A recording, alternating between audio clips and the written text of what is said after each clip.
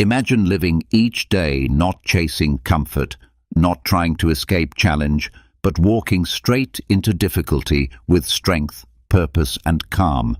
Imagine waking up knowing that your power doesn't come from what the world gives you, but from what you choose to become. But let's be honest. How many times have you chosen the easy path? How often have you looked for shortcuts, avoided discomfort, and let fear or laziness decide for you? The truth is simple. Comfort weakens you. Power is built in discomfort. Growth comes from pressure. And if you're always chasing what feels good, you'll never become what you're truly capable of being. Today, you're going to learn 12 powerful lessons from Stoicism, lessons that will help you stop chasing ease and start building strength. These are not vague ideas or empty quotes. These are practical, timeless principles that have shaped warriors, leaders, and thinkers for thousands of years. Now it's your turn, so get ready, because after this video, you'll never look at pain, struggle, or discomfort the same way again. But before we begin, make a promise to yourself. Write in the comments, "Starting today, I stop chasing comfort. I choose strength. I am stoic." This is more than a sentence. It's a declaration. Every time you write it, every time you say it, you're training your mind to lean into pressure instead of running from it. So write it now, and let's begin. Number 1. Comfort is a cognitive trap, not a reward. Let's be clear about something most people never realize. Comfort is not your friend. It feels good, yes. It feels safe. It feels easy. But that feeling is the trap. It's not neutral. It doesn't just sit there waiting for you. It pulls you in. It rewires your mind. It trains your brain to crave stillness, not strength. It makes you think that avoiding effort is the same as success. But it's not. It's just escape. Ask yourself, when was the last time you chose growth over comfort? When was the last time you pushed through resistance instead of running from it? Most people don't even notice that comfort is training them to fear the very things that would make them powerful. That fear becomes normal. It becomes automatic. And little by little, you stop growing. Not because you're not capable, but because your mind has been tricked into thinking safety is the goal. But here's what the Stoics knew, and what we've forgotten in today's world. Comfort dulls the edge of your spirit. Marcus Aurelius didn't say, "Seek what's easy." He said, "Ask yourself, is this necessary?" Every time you choose comfort over challenge, ask yourself, was that necessary? Did you need that extra hour in bed? Did you need to skip the hard conversation? Or did you just give in to the voice that told you growth could wait? That voice is a liar. And if you keep listening, it will take your potential from you one day at a time. It doesn't steal it all at once. It bleeds you slowly. One skipped workout, one ignored goal, one more night scrolling through your phone instead of reading something that could change your life. Comfort feels like a reward, but it's not. It's a trap your brain falls into because it confuses peace with progress. It thinks stillness is strength, but real peace doesn't come from escaping effort. It comes from knowing you are strong enough to face the effort and not back down. Think of your brain like a warrior. If you never put it into battle, it forgets how to fight. If you always protect it from stress, it stops learning how to deal with it. And when a real challenge comes, something you can't avoid, you panic, you freeze, you fold. That's what comfort does. It weakens your ability to respond with power. The Stoics didn't run from discomfort. They welcomed it. Not because they loved pain, but because they knew pain was the path. Seneca said it clearly, It is not that we are given a short life, but that we waste a lot of it. And where is most of that life wasted? In comfort, in mindless routines, in empty entertainment, in chasing temporary ease while ignoring lasting strength. So how do you fix it? You start by calling comfort what it is: an illusion. You stop pretending it's helping you. You stop treating it like a prize. And you begin doing the hard things, not because they're pleasant, but because they shape you. They train your mind to lean into resistance. They make you stronger in ways that matter. Here's something you can try starting today. For 1 hour every day, choose discomfort on purpose. Do the thing you've been avoiding. Take the cold shower. Make the difficult phone call. Go for the run, even if it's raining. Read the book that challenges your thinking. Sit alone with your thoughts instead of numbing them with noise. Don't do it for punishment. Do it for power. Each time you do something uncomfortable and survive, your brain changes. It stops seeing effort as danger. It starts linking challenge to growth. And that rewiring, that shift, is how you break the trap. You don't escape the grip of comfort by thinking your way out. You act your way out. The Stoics practiced this. They fasted even when they had food. They wore simple clothes even when they could afford luxury. They slept on hard ground to remind themselves they didn't need softness to survive. Why? Because they understood that power comes from practice, not from privilege. And practicing discomfort made them unshakable. Ask yourself this: when life hits me hard, will I be ready?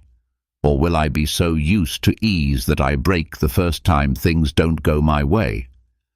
The answer depends on how you live now, not when the challenge comes.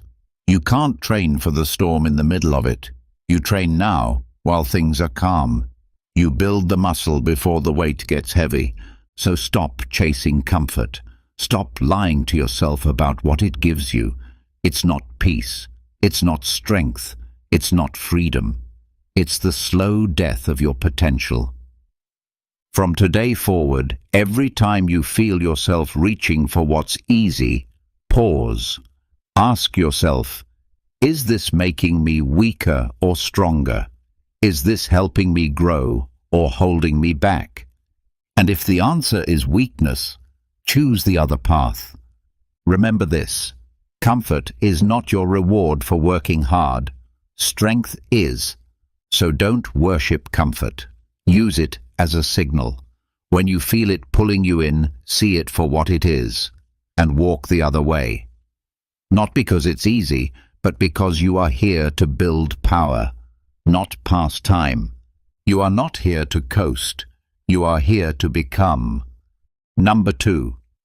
Building power requires tolerating psychological dissonance.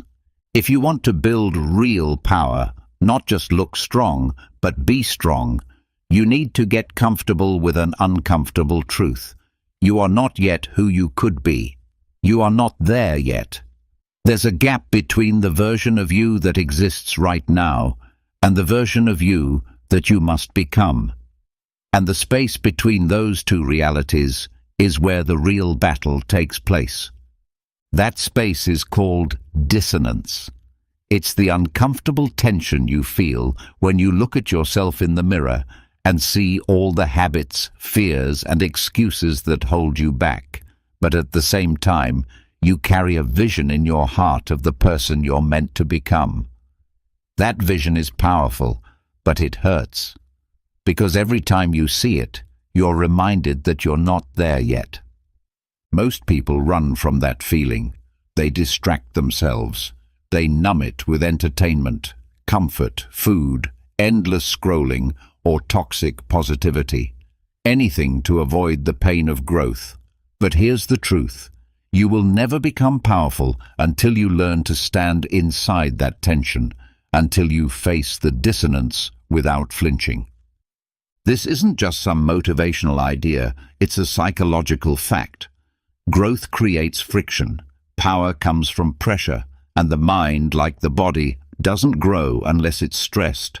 But that stress, the awareness of who you are now versus who you must become, can either destroy you or shape you.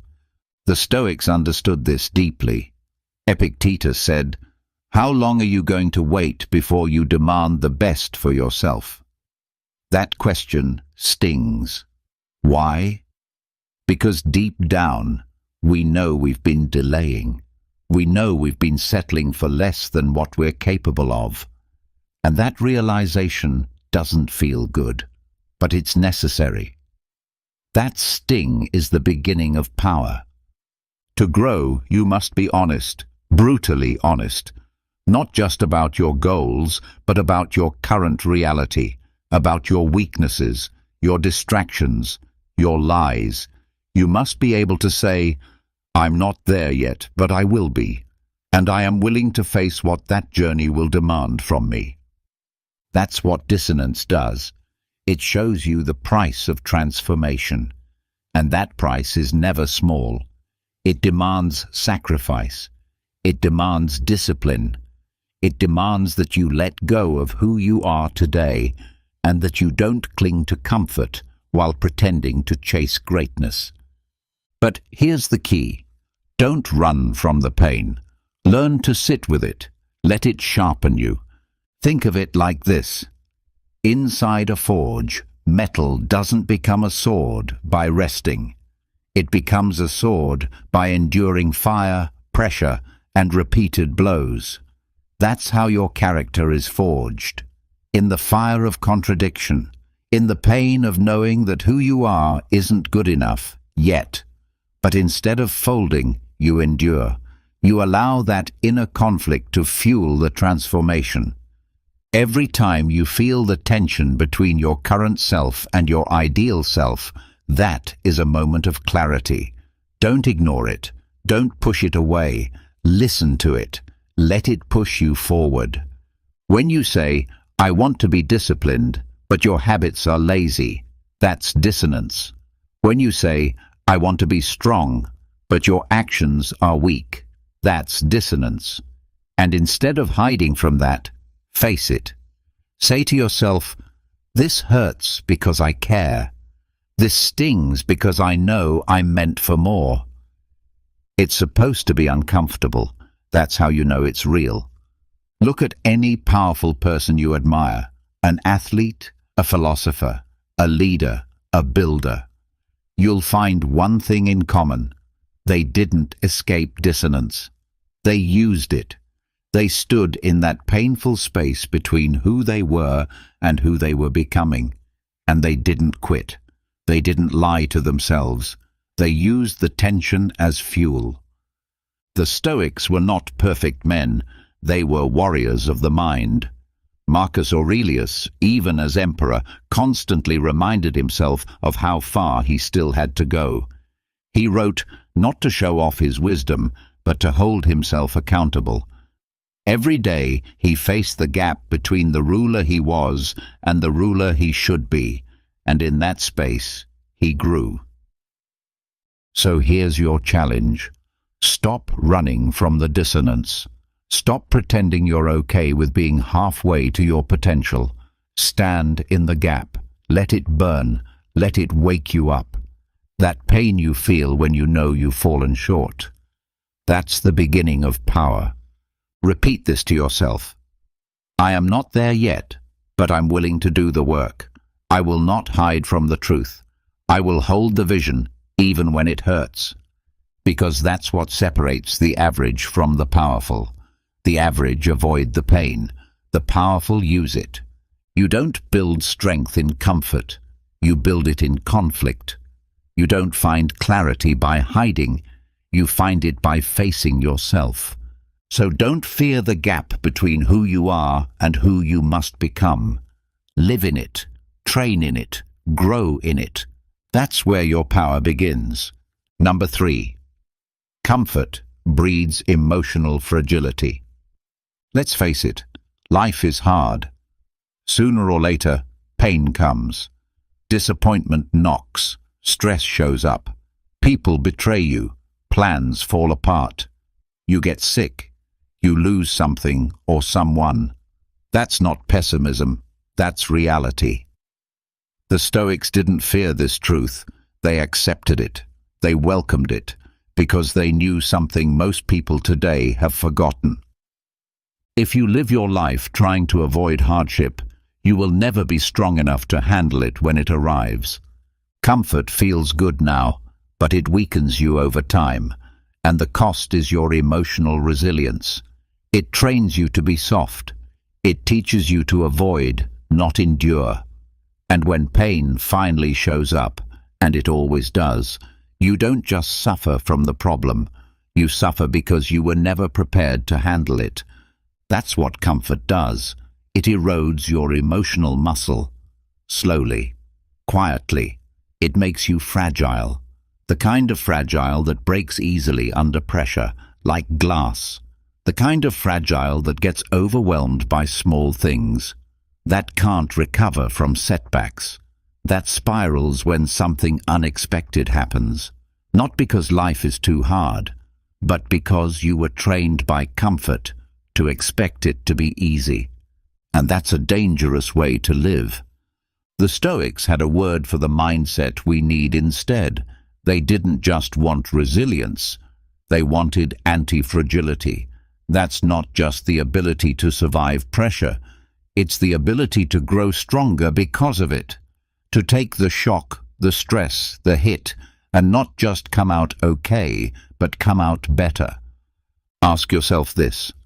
When things go wrong, do you break? Or do you build? Your answer depends on how you've been training. If you've built a life around avoiding pain, minimizing discomfort, and always chasing ease, then stress becomes a threat. But if you've trained yourself to endure, to stretch, to face the hard moments head-on, then stress becomes a teacher. You don't become emotionally powerful by escaping difficulty. You become powerful by moving through it. Think about your emotions like a muscle. If you never let that muscle be tested, if you always protect it, avoid stretching it, avoid putting weight on it, it gets weaker, not stronger. So when life finally demands something of you, you won't have the strength to lift it. Now look at people today. How many are overwhelmed by the smallest discomfort? How many panic when plans don't go perfectly? How many lash out when someone disagrees with them? How many shut down when they don't get immediate results or approval? That's not because life is harder than it used to be. It's because we've built lives where emotional ease is the default. And when ease becomes your baseline, challenge becomes unbearable. But it doesn't have to be that way. You can train yourself to become emotionally anti-fragile. You can condition your mind to see hardship not as a crisis, but as fuel. You do it by stepping into stress, not away from it. You do it by welcoming small discomforts daily so that big ones don't destroy you when they come. You start by doing what's hard when it's still optional. Wake up early. Exercise when you don't feel like it. Have the uncomfortable conversation. Say no when it would be easier to say yes. Sit in silence with your thoughts instead of running from them. Each time you do that, you're building emotional armor. Not to block your feelings, but to hold them with strength, to stay steady in the storm, to stay calm when everyone else is losing their grip. That's real power. Marcus Aurelius wrote, "You have power over your mind, not outside events. Realize this, and you will find strength." That's the goal, not to control the world, but to control your response, not to avoid chaos, but to be calm inside of it. Here's the truth. Emotional strength isn't about pretending you're not affected. It's about choosing how you respond when you are. And you only gain that choice through training, through facing discomfort on purpose, through turning stress into strength. Every day gives you chances to train. You can choose to stay comfortable, or you can choose to grow. You can take the easy route, or you can take the one that builds power. The Stoics didn't pray for an easy life. They trained for a hard one. That's what made them unshakable. That's what made them leaders, warriors, thinkers, and guides. And that same strength is available to you, if you're willing to pay the price. So the next time you feel something hard, an emotion, a setback, a stressful moment, don't run. Don't complain. Don't numb it. Feel it fully. Hold it without panic. And remind yourself, this is my training. This is where power is built, not in ease, not in safety, in discomfort, in resilience, in growth.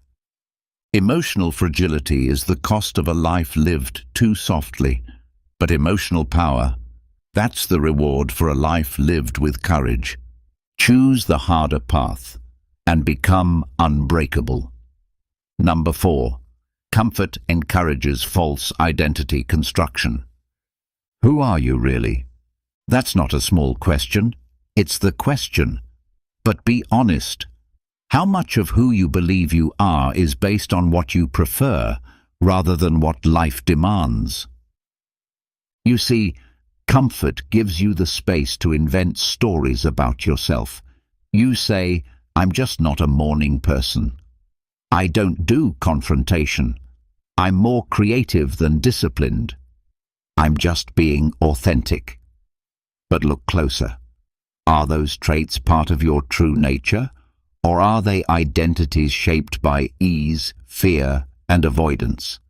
The truth is this: when life is too easy, it lets you build an identity that serves comfort, not power. You start to choose who you are based on what feels good, not what's necessary. You shape your personality around convenience instead of challenge. But here's the problem. The self-built-in comfort is often a lie. Comfort lets you become a character. Power forces you to become a person. Think about it. When everything is smooth, you don't need to confront your limits. You don't have to take responsibility. You don't have to adapt. You can just float. You can tell yourself you're fine. You can live in the fantasy of who you think you are. But all it takes is one real challenge to expose it. And when that day comes, when life demands something more from you, your false identity cracks. Because it was built on preference, not necessity. The Stoics knew this well. They didn't ask, who do I feel like being today? They asked, what does this moment require of me?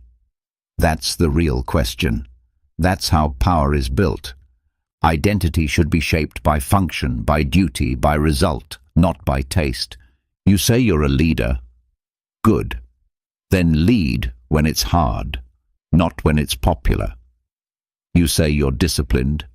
Show me your routines, not your intentions. You say you're stoic.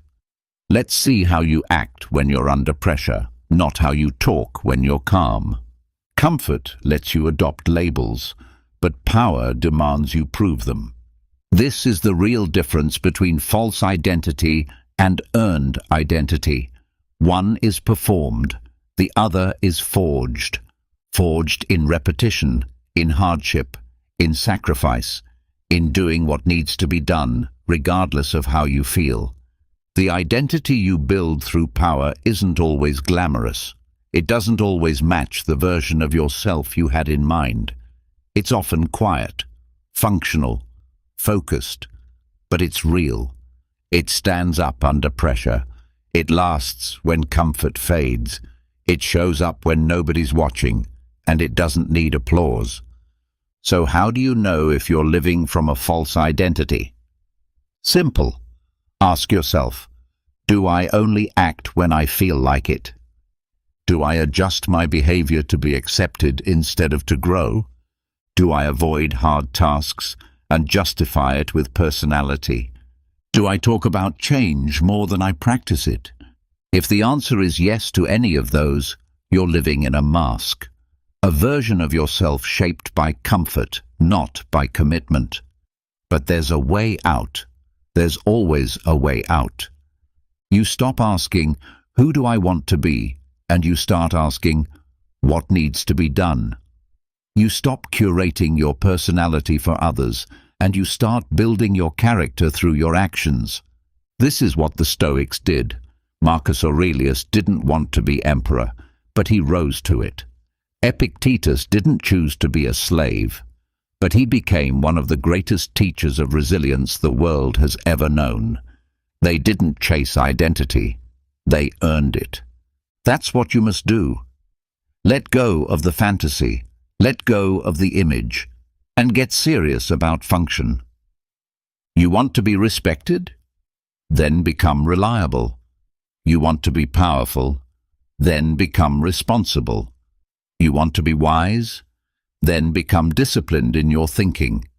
Not once, not sometimes, but consistently, over time. That's how identity is forged. Power doesn't care what you call yourself.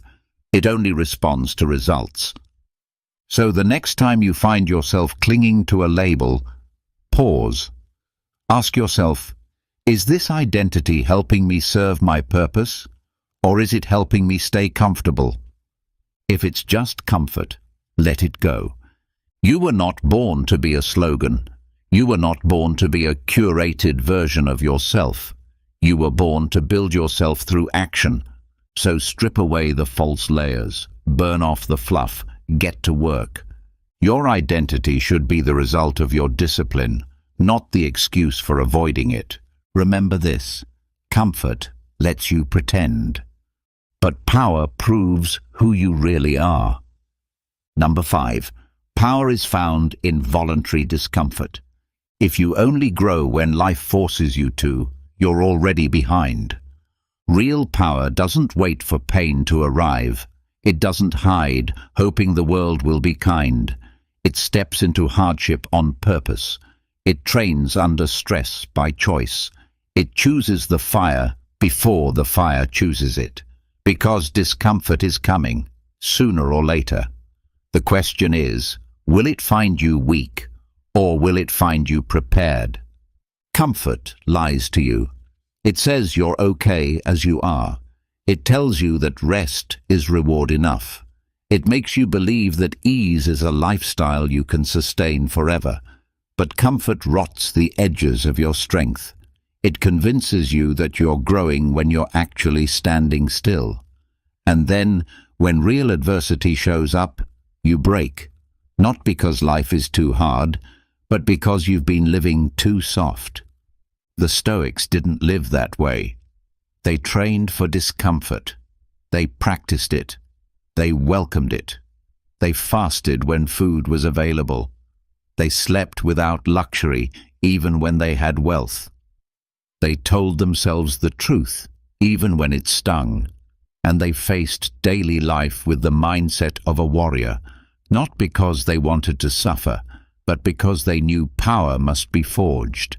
Not gifted, not imagined, forged.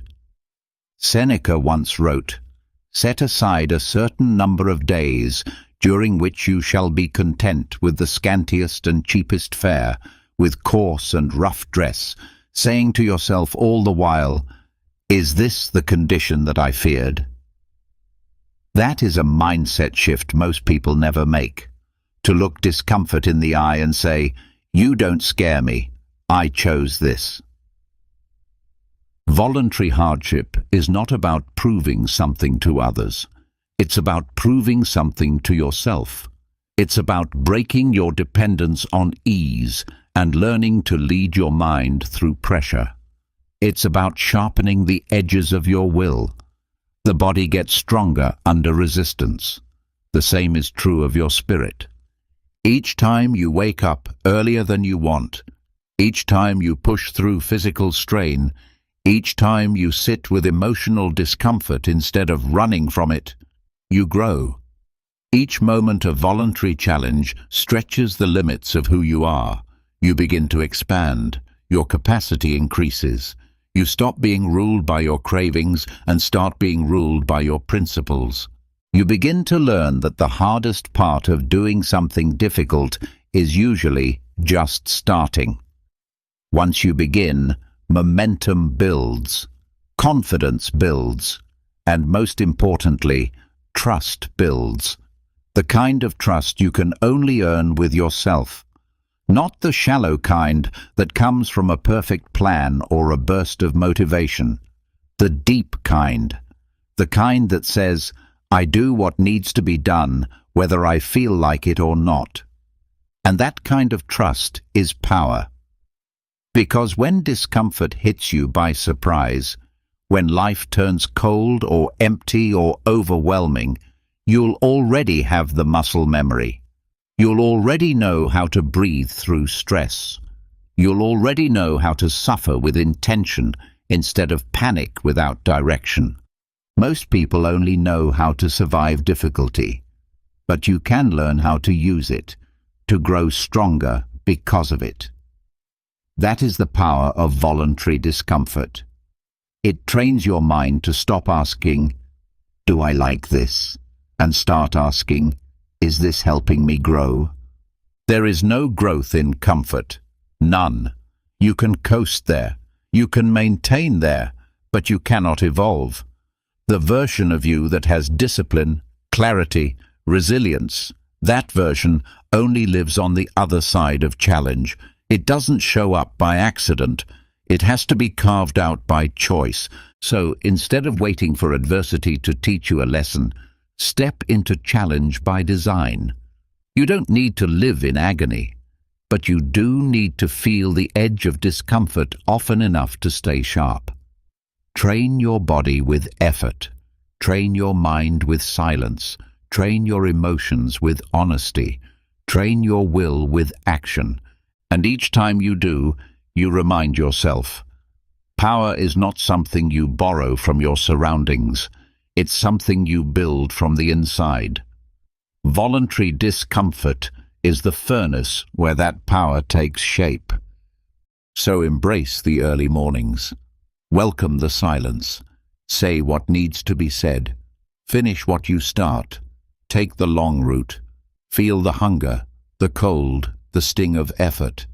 Let it change you. Because when life tests you, and it will, you won't be fragile, surprised, or unprepared. You'll be trained, you'll be ready, and you'll have built something that can't be shaken by circumstance. This is what it means to choose discomfort. This is how you internalize strength, not for applause, not for praise, but because you understand what few people do. That power is not found in comfort. It's built in resistance, and it begins the moment you stop running from what's hard and start walking toward it. Number 6. Comfort creates echo chambers of weakness. If you're always the strongest in the room, you're in the wrong room. It's a hard truth, but an important one. Comfort doesn't just come from soft couches or easy routines. It comes from the people around you, the voices you choose to hear.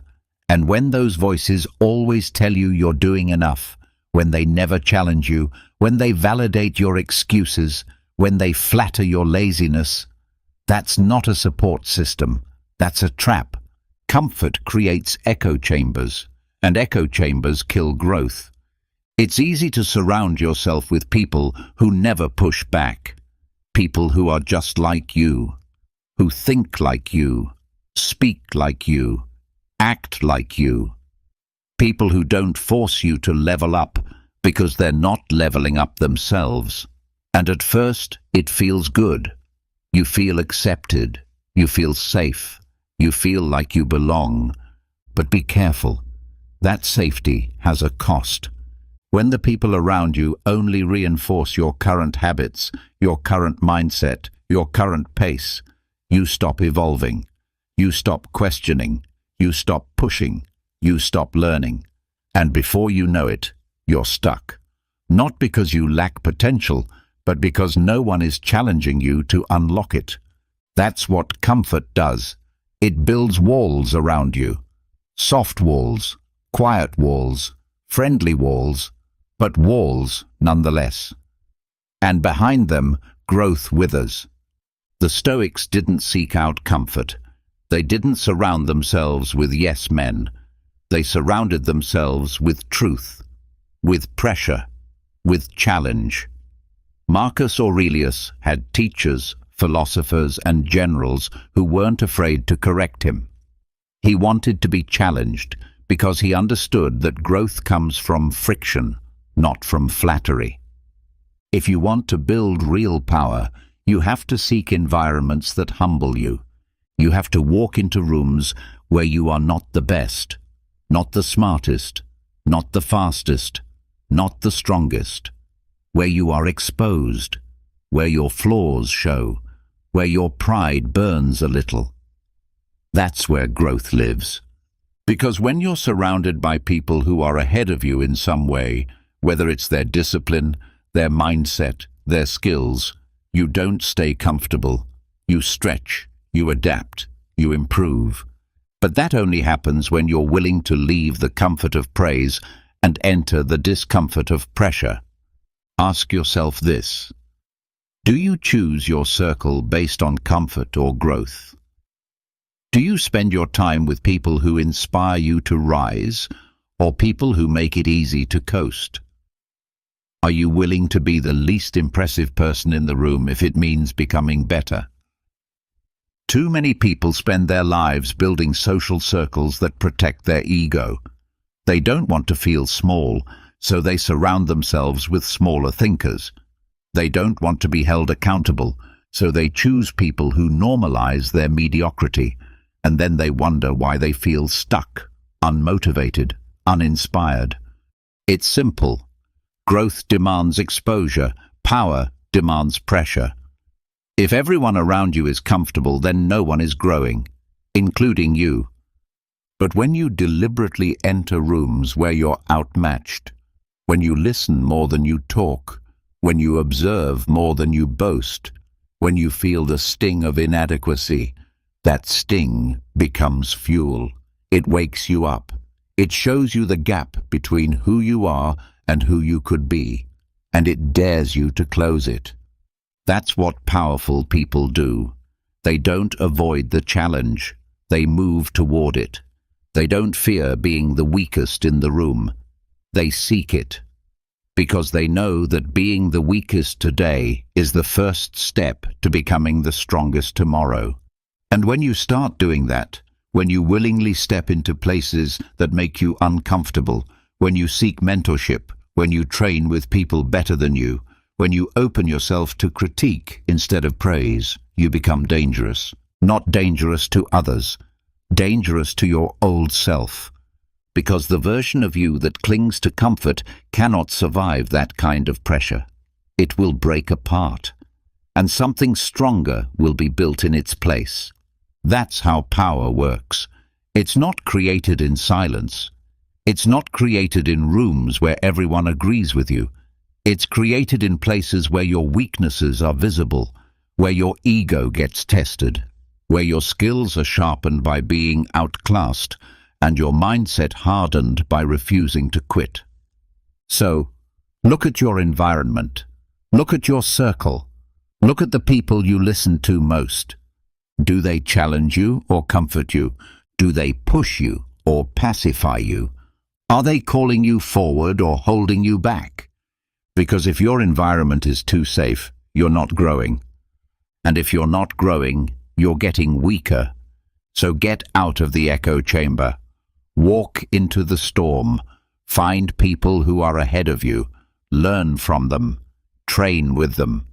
Let their strength reveal your weakness, not to shame you, but to sharpen you. That's how you build real power. One uncomfortable room at a time. Number 7. Comfort seeks to escape time. Power controls it. What do you do when you're bored? When you're tired? When you don't feel like being present? If you're like most people, you distract yourself. You scroll. You binge. You wander. You check out mentally and emotionally, because comfort doesn't want to face time. It wants to escape it. It wants to blur the edges, soften the minutes, make the day pass without too much pressure or thought. That's the trap. Comfort treats time like something to be killed. Power treats time like something to be used. Look around. Most people are drowning in comfort, and one of the first casualties is their awareness of time. Hours disappear in distraction. Days blend together in routine. Weeks pass with nothing built, nothing sharpened, nothing moved forward. And still they say, "I'm just tired. I needed to relax."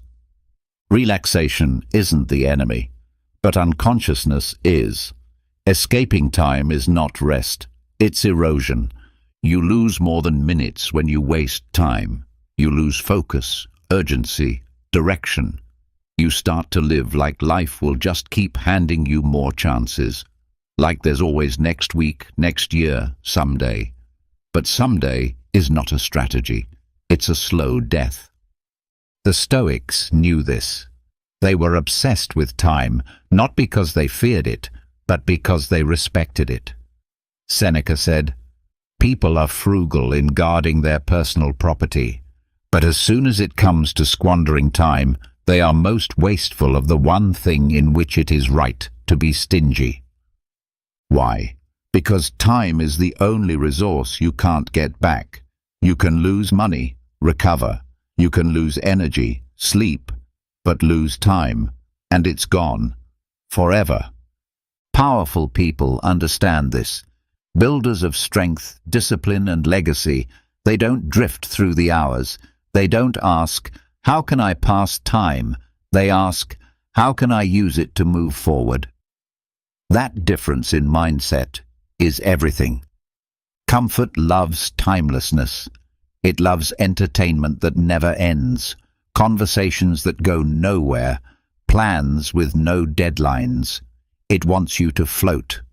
But power demands structure. Power demands presence. Power demands that you look at the next 10 minutes and ask, "What will this cost me if I waste it?" And it's not about being busy. That's another trap. Filling your calendar doesn't mean you're in control.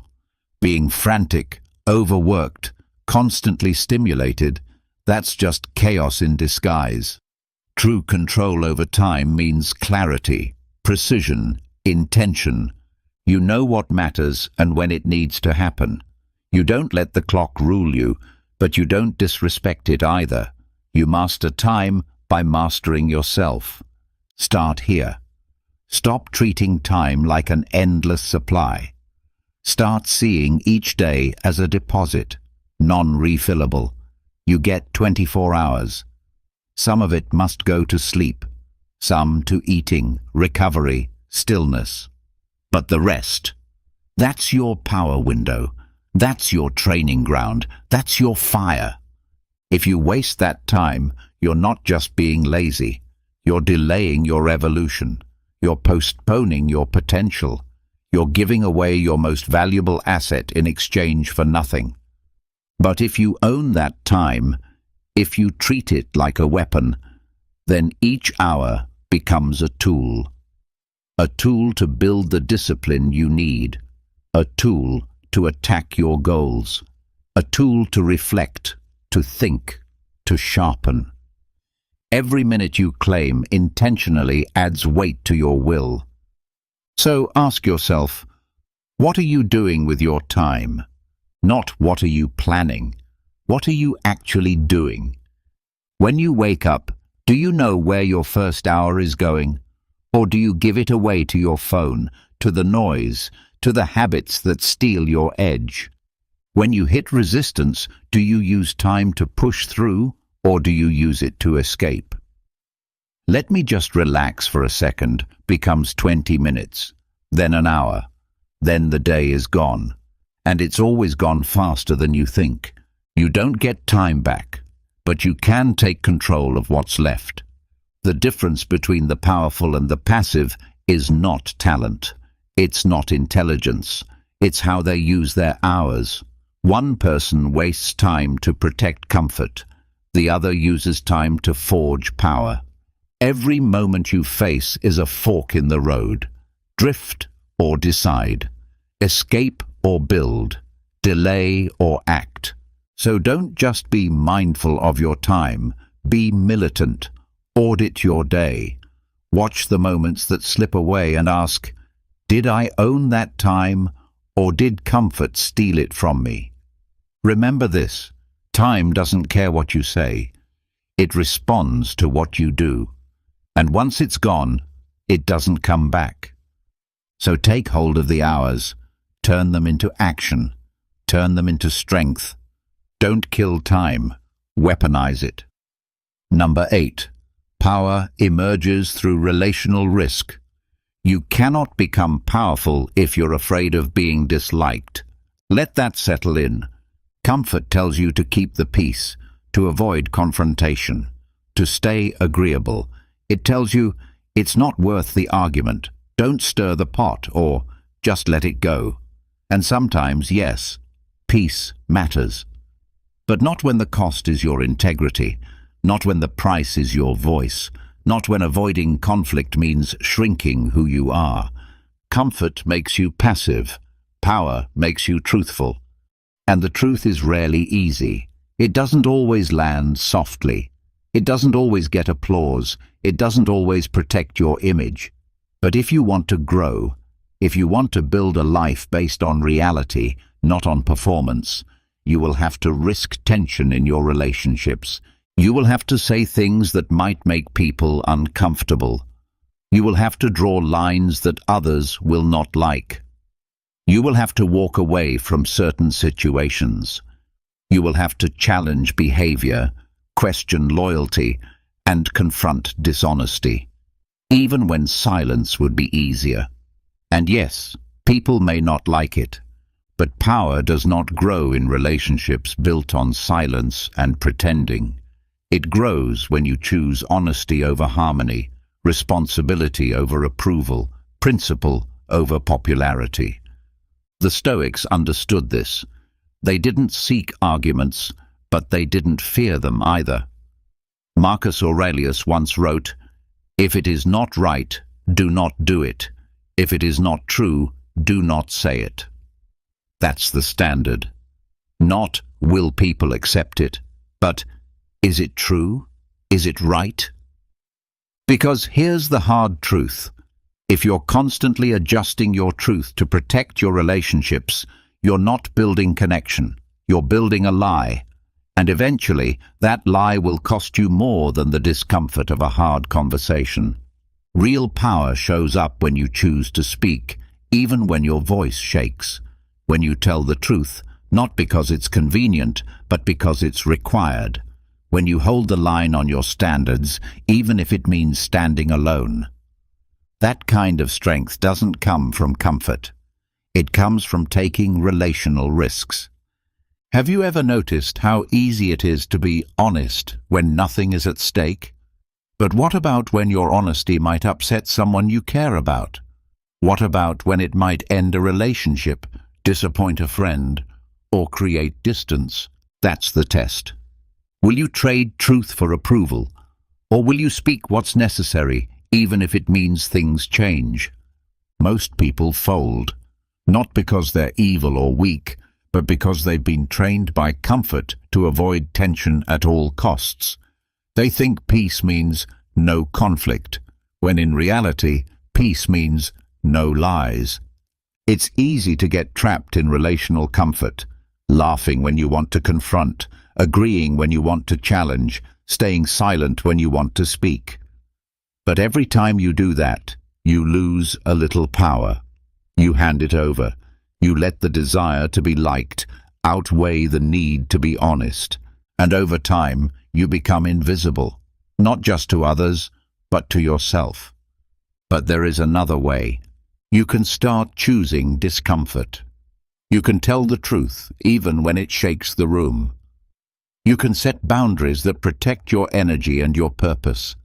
You can say, "This is not okay," and mean it. You can risk being misunderstood if it means being real. And you don't have to do it with anger. You don't need to shout. You don't need to fight. Stoic strength is quiet. but it is unmovable. When you speak from principle, not pride, people may resist you, but they will also respect you. Some won't. That's okay. Power means knowing that not everyone can walk the path with you. Some people will fall away when you stop performing, when you stop appeasing, when you stop compromising on what matters. But what remains, what survives the tension, will be real. And you will be real. No more masks, no more filters, no more shrinking. So ask yourself, where are you avoiding truth to keep others comfortable? Where are you staying small so someone else can stay undisturbed? Where are you holding back your voice because you're afraid to be disliked? Whatever your answer is, that's where your power is waiting. Go there, speak there, act there. Not to be cruel, not to dominate, but to align, to lead, to live with integrity. Relational risk is not about destroying peace. It's about building it the right way, on truth, not on illusion. So take the risk, tell the truth, hold the line, let go of comfort, let go of needing to be liked, and step into the kind of strength that only comes when you stop hiding who you are. Because power doesn't bloom in safe conversations, it blooms in truth, spoken boldly, lived consistently, even when it costs you comfort. Number 9. Comfort is an illusion of security. Power is actual leverage. Let's talk about what most people call security. A stable job, a steady paycheck, a quiet routine, a schedule that never changes, a life that feels manageable, predictable, controlled. On paper, it looks like peace. It looks like success. But look again, look closely, and what you'll find is not security. You'll find comfort, and comfort is not the same thing as safety. It feels like protection, but it's often just a distraction. Most comforts are illusions, traps dressed up as structure. They tell you you're safe, you're secure, you don't need to change, just keep things the way they are. But life does not care about your comfort. Life breaks systems. It ends routines. It pulls the rug out from under you when you least expect it. And when it does, comfort is the first thing to go. What's left is what matters. Your power, your leverage, your ability to adapt when things fall apart. Because real safety isn't found in what surrounds you, it's found in what you've built within you. Comfort is external. Power is internal. One can be taken from you, the other cannot. People say they want security, but what most of them really want is certainty. They want to know what tomorrow looks like. They want guarantees. But guarantees are a lie. There is no fixed path. No job is truly stable. No structure is truly permanent. Systems crash. Economies change. People leave. Technology evolves. The future rewrites itself every day. If your strength depends on everything staying the same, then you have no strength. Comfort keeps you dependent. It teaches you to rely on the system, on the schedule, on the structure. But power makes you independent. It trains you to move with the changes, to pivot when others freeze, to stay calm when the rules no longer apply. That's leverage. Leverage is not luck. It's not privilege.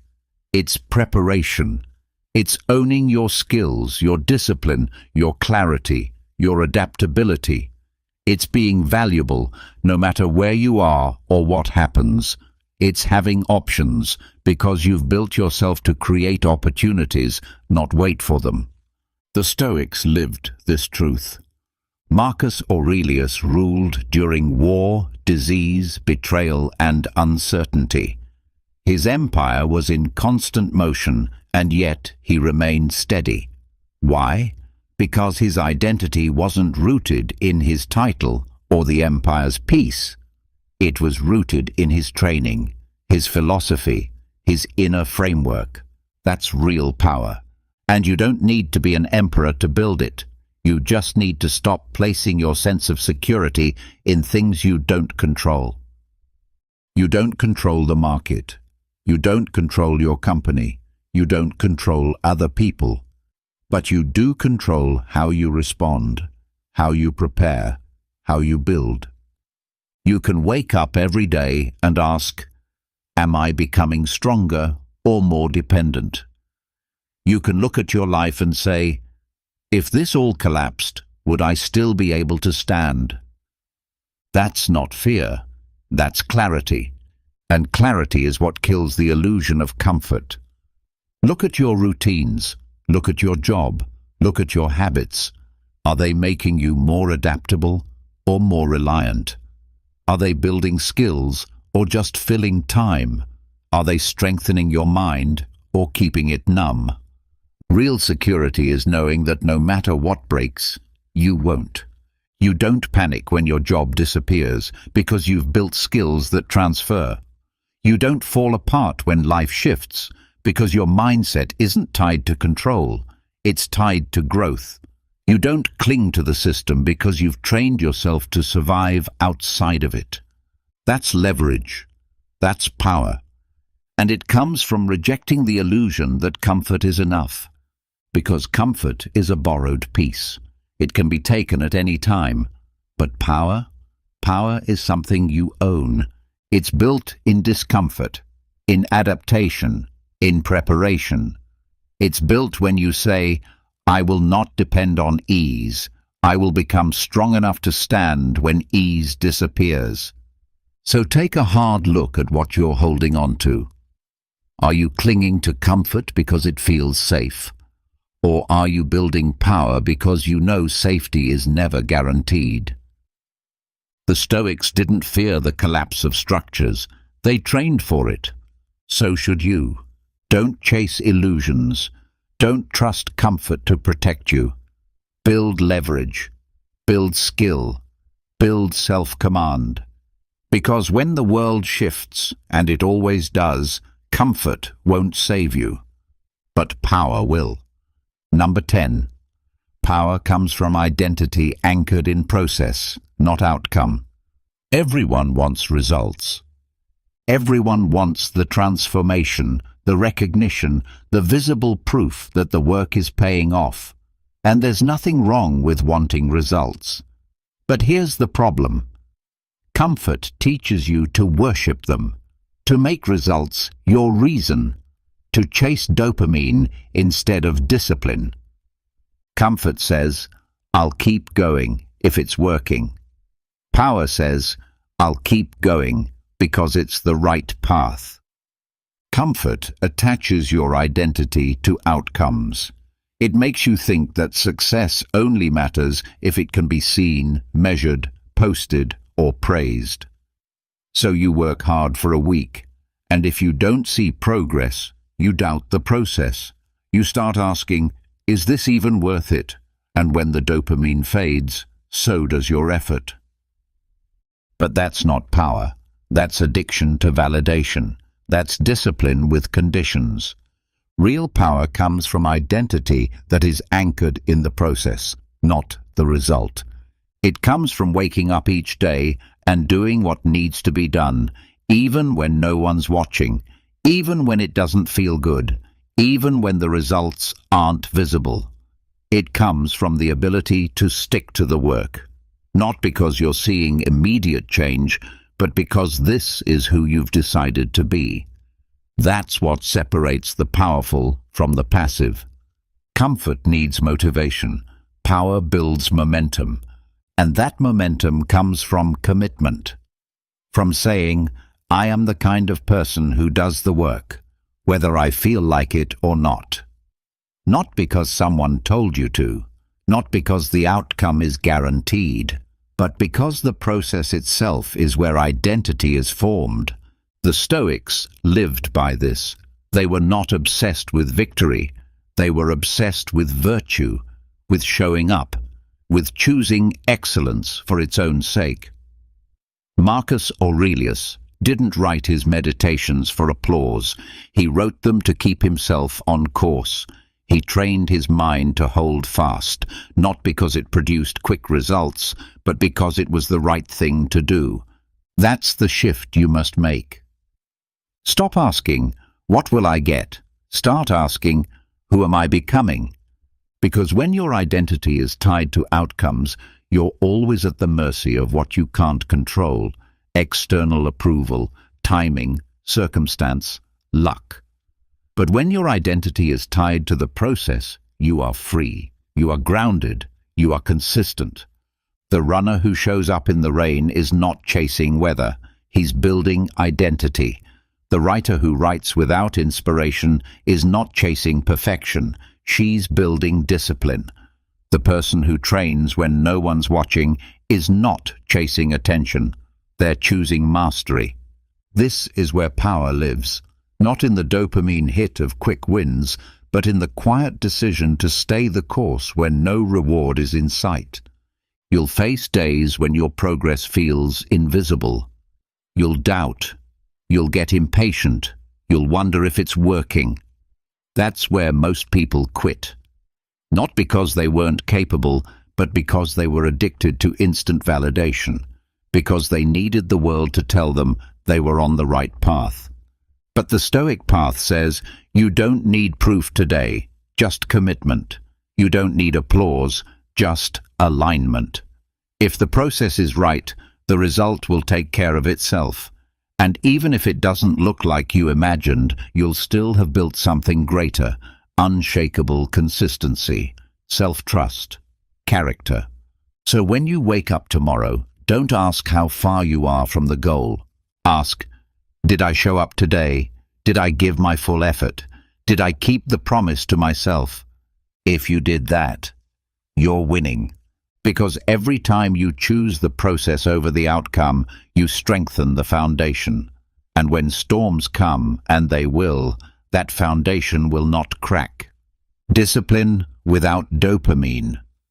That's where transformation begins. That's where most people stop, and where you keep going. Comfort says, I need a reason to keep going.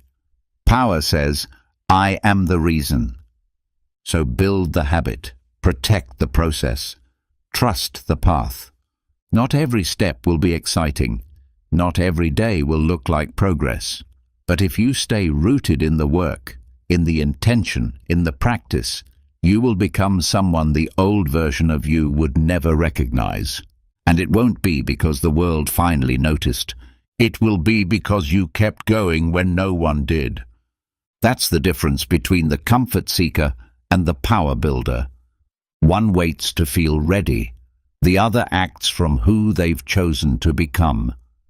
Be the second. Choose the process. Trust your identity to be shaped in the doing, not just the results. Number 11. Comfort dulls the intellect. Power requires mental heat. Let's talk about the mind, not just how it works, but how it grows. The mind is like a blade. If it isn't sharpened, it dulls. If it isn't challenged, it softens. And if it's constantly protected by comfort, fed only simple answers, obvious choices, surface-level thinking, it begins to atrophy. Not because it's broken, but because it's bored. Comfort avoids complexity. It hates ambiguity. It wants certainty, clarity, ease. It says, just give me the headline, give me the steps, tell me what to do. And over time, this comfort becomes a cage. You stop asking deep questions. You stop thinking beyond what's immediately useful. You stop wrestling with anything that doesn't give you an instant payoff. And then you wonder why you feel lost, confused, fragile. It's not because you're incapable, it's because your mind is starving. You've been feeding it comfort, not heat. Power comes from mental rigor, from choosing to think hard thoughts, from sitting with questions that don't have easy answers, from leaning into paradoxes, into tension, into ideas that stretch your understanding and challenge your assumptions. That's where the mental fire lives, and that fire is what sharpens the intellect. The Stoics didn't avoid complexity. They didn't run from hard ideas. They sat with them, wrestled with them, journals filled with questions, contradictions, arguments. Marcus Aurelius wrote not because he had answers, but because he was seeking truth, because he knew that to lead with clarity, he first had to think with discipline. But discipline is not just about behavior, it's about thought. A powerful mind is not one that knows everything. It's one that seeks to understand, even when the truth is difficult, painful, or incomplete. Comfort says, "This is too much. I don't need to think about this." Power says, "This is uncomfortable, but necessary. Let's go deeper." We live in a world that sells easy answers, headlines, hacks, bite-sized opinions. But wisdom demands more. It demands you read slowly, think deeply, question constantly, and most importantly, it demands that you sit in the heat of uncertainty without flinching. Can you hold two conflicting ideas at the same time? Can you read something that challenges your beliefs and not reject it out of pride? Can you admit you were wrong, not just to others, but to yourself? These are not academic skills. These are power skills. They build a mind that doesn't break under pressure, a mind that can lead, decide, teach, build. And you can't develop them in comfort. Comfort gives you confirmation bias. It surrounds you with people who think like you, talk like you, vote like you, believe what you believe. And slowly, your mind closes. Not because you're not intelligent, but because you've stopped allowing yourself to be tested. Power grows in the testing, so seek the heat. Read books that frustrate you. Have conversations that challenge you. Learn things you're not good at. Be a beginner again. Make yourself uncomfortable on purpose, not to prove something, but to become something. Let your mind sweat. Let it strain. Let it wrestle with the weight of complexity. Because when you train your mind in this way, when you embrace difficult thinking, you prepare yourself to make better decisions, to lead under pressure, to stay calm in chaos, to respond with clarity when everyone else is lost in noise. This is mental strength, and it is not inherited, it is forged. Forged in the fire of disciplined thought. Forged by facing the uncomfortable, by reading past the headlines, by digging beyond the surface, by asking not what feels right, but what is right. The Stoics practiced this every day. They meditated on death, on suffering, on the limits of their control. They didn't avoid the hard truths of life. They walked directly into them. Because they understood, only through confronting the difficult can we build minds that are clear, calm, and capable. So if your thinking feels foggy, if your mind feels slow or uncertain, don't escape to ease. Don't run to distraction. Find the heat. Turn your attention toward what makes you uncomfortable and stay there. Let your mind be tested. Let it burn. Let it sharpen. Because comfort may keep your mind still, but only pressure can make it powerful. Number 12. Power is the byproduct of self-dismantling. There comes a point in every journey towards strength when discipline is no longer just about habits, when structure, effort, and consistency alone are not enough. You've trained, you've pushed, you've sacrificed. But if you want to go further, if you want to become unshakable, you have to face something deeper. You have to face yourself. Not the self you show the world, not the one you've curated through comfort, routine, and identity. The deeper self, the one built on stories, ego, and fear. The version of you that is still clinging, quietly, desperately, to the need for comfort, validation, and control. That version has to go. Real power, the kind that isn't borrowed, faked, or performative, only comes after you dismantle the self that craves comfort. After you break the attachments that keep you soft. After you confront the false identities that once made you feel safe. This is not easy. In fact, it's the hardest part. Because dismantling yourself means letting go of everything you've used to define who you are. The titles, the opinions, the personality traits you've clung to for years. You have to burn them down, not out of self-hatred, but out of commitment to transformation. You cannot become something greater while still protecting who you've been. Comfort wants you to keep that old self alive. It whispers, "This is who you are. This is what people like about you. Don't change too much. Don't make them uncomfortable. Don't make yourself uncomfortable."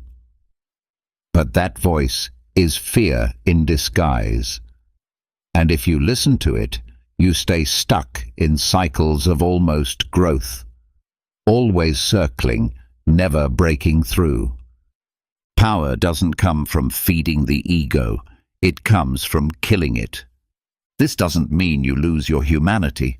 It means you lose the need to be seen a certain way. You no longer crave praise. You no longer fear being misunderstood. You no longer shape your identity around being comfortable, liked, accepted. Instead, you shape it around purpose, around truth, around becoming. And becoming someone new requires destroying what no longer serves. You must burn the part of you that needs external validation to feel worthy. You must challenge the part of you that wants to be the smartest, the most admired, the most correct. You must let go of the image, the story, the narrative that says, "This is just who I am." Because who you are is fluid, moldable, sharpenable, and until you detach from the ego, you'll always be protecting a version of yourself that's too small for your future. The Stoics understood this better than anyone. Marcus Aurelius wrote daily reminders to himself, not to inflate his status, but to strip it down. He told himself he was mortal, that titles meant nothing, that applause faded, that truth mattered more than appearance. This was an emperor, not obsessed with image, but obsessed with truth. Why? Because he knew that power rooted in ego is unstable, but power rooted in clarity, in the dismantled, humbled, sharpened self, is eternal. So here's the final challenge. Look in the mirror and ask, what part of me still clings to comfort? What identity am I protecting that no longer serves my mission? What part of me must die so the next version of me can rise? Don't answer quickly. Sit with it. Let the answer come slowly. It might be painful. It might sting. But that sting is the beginning of real strength. This isn't about perfection. It's about purification. Because once you dismantle the self that fears change, what's left is pure will, pure focus, pure power. A version of you that no longer seeks approval, no longer needs reassurance, and no longer flinches in the face of growth. And that version becomes dangerous, not to others, but to weakness, to mediocrity, to the lies comfort tries to sell. So let the old self burn. Let the false identities fall away. Let the ego crack piece by piece under the pressure of your higher calling. Because on the other side of that dismantling is a kind of freedom most people never taste. It is the freedom to be forged again, this time not by chance, not by upbringing, not by comfort, but by choice. And from that choice comes a self that is disciplined, grounded, and unbreakably focused.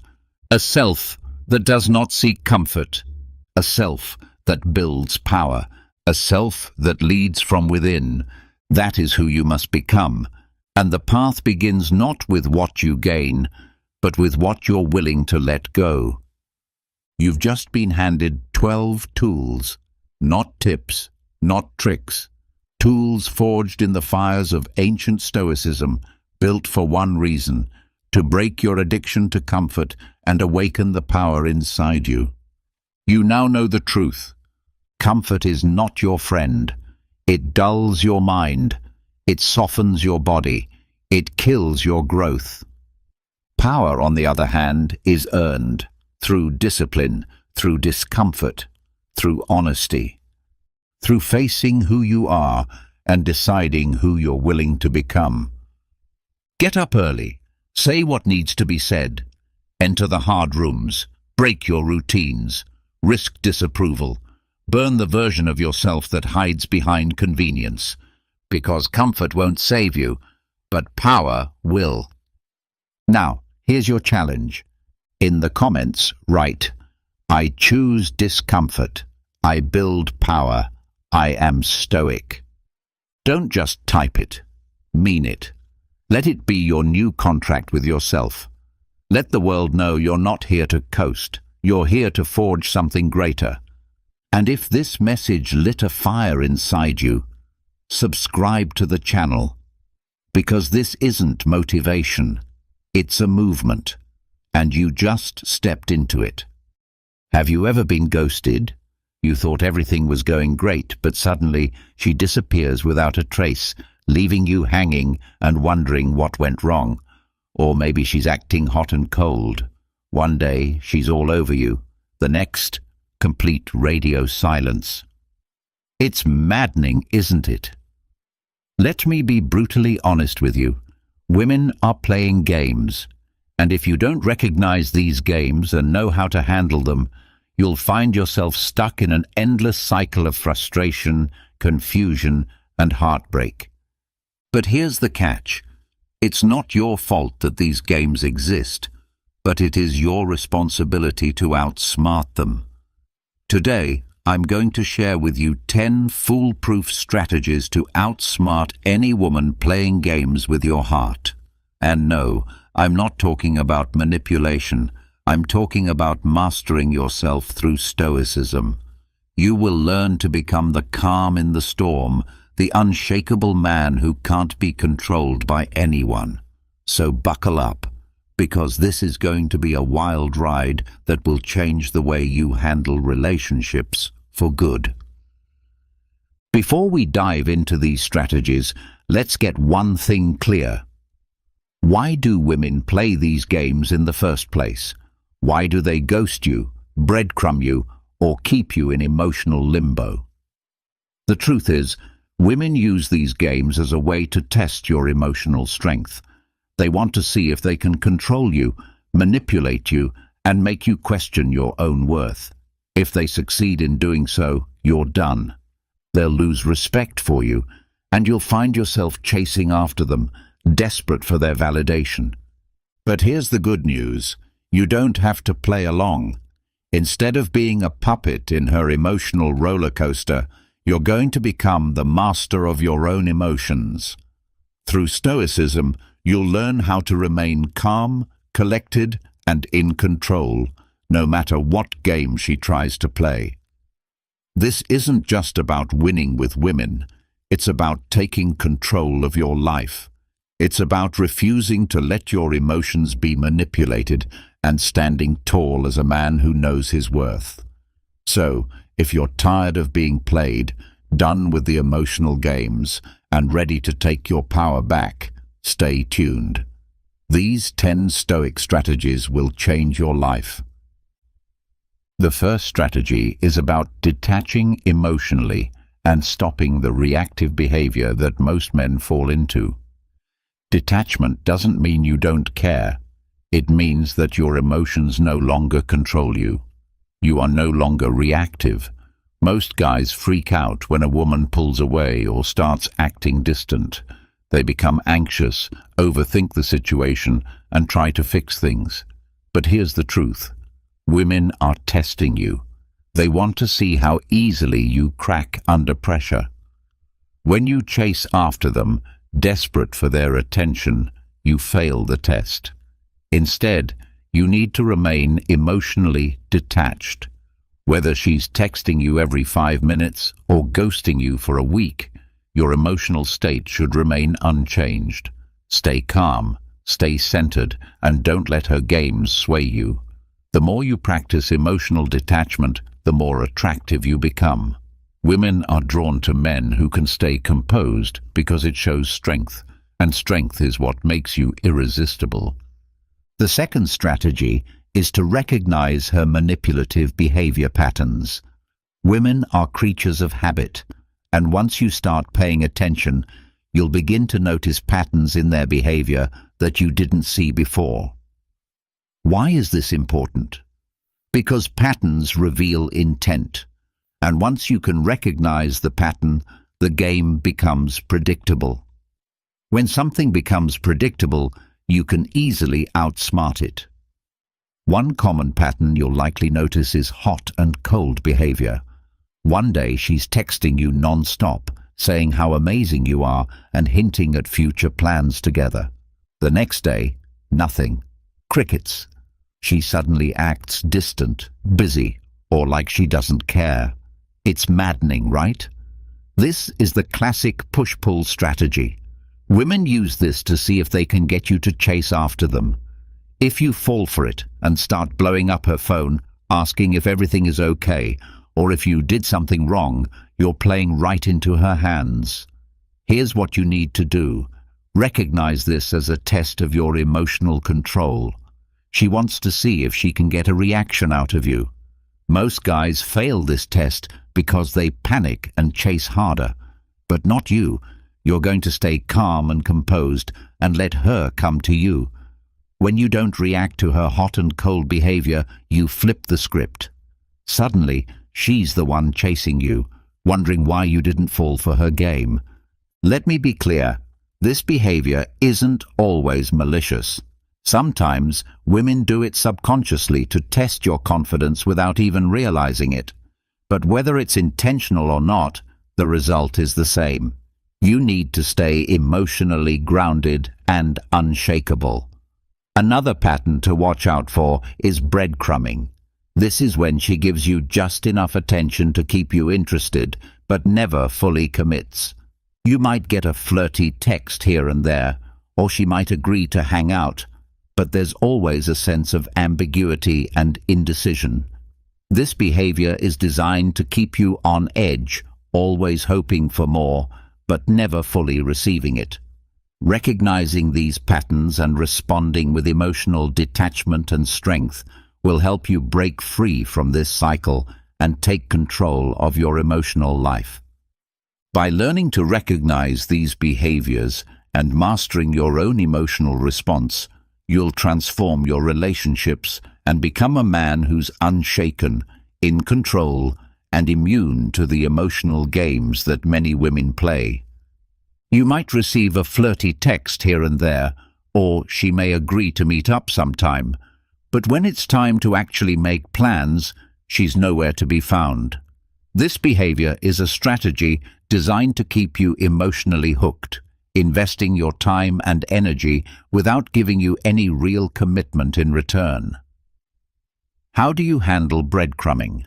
The key is to call it out calmly, without anger or emotional investment. You could say something like, "Look, I'm not here for half-hearted attention. If you're not interested in spending time together, that's fine, but I'm not going to wait around." The important thing is that you're not angry, not emotional, and definitely not chasing after her.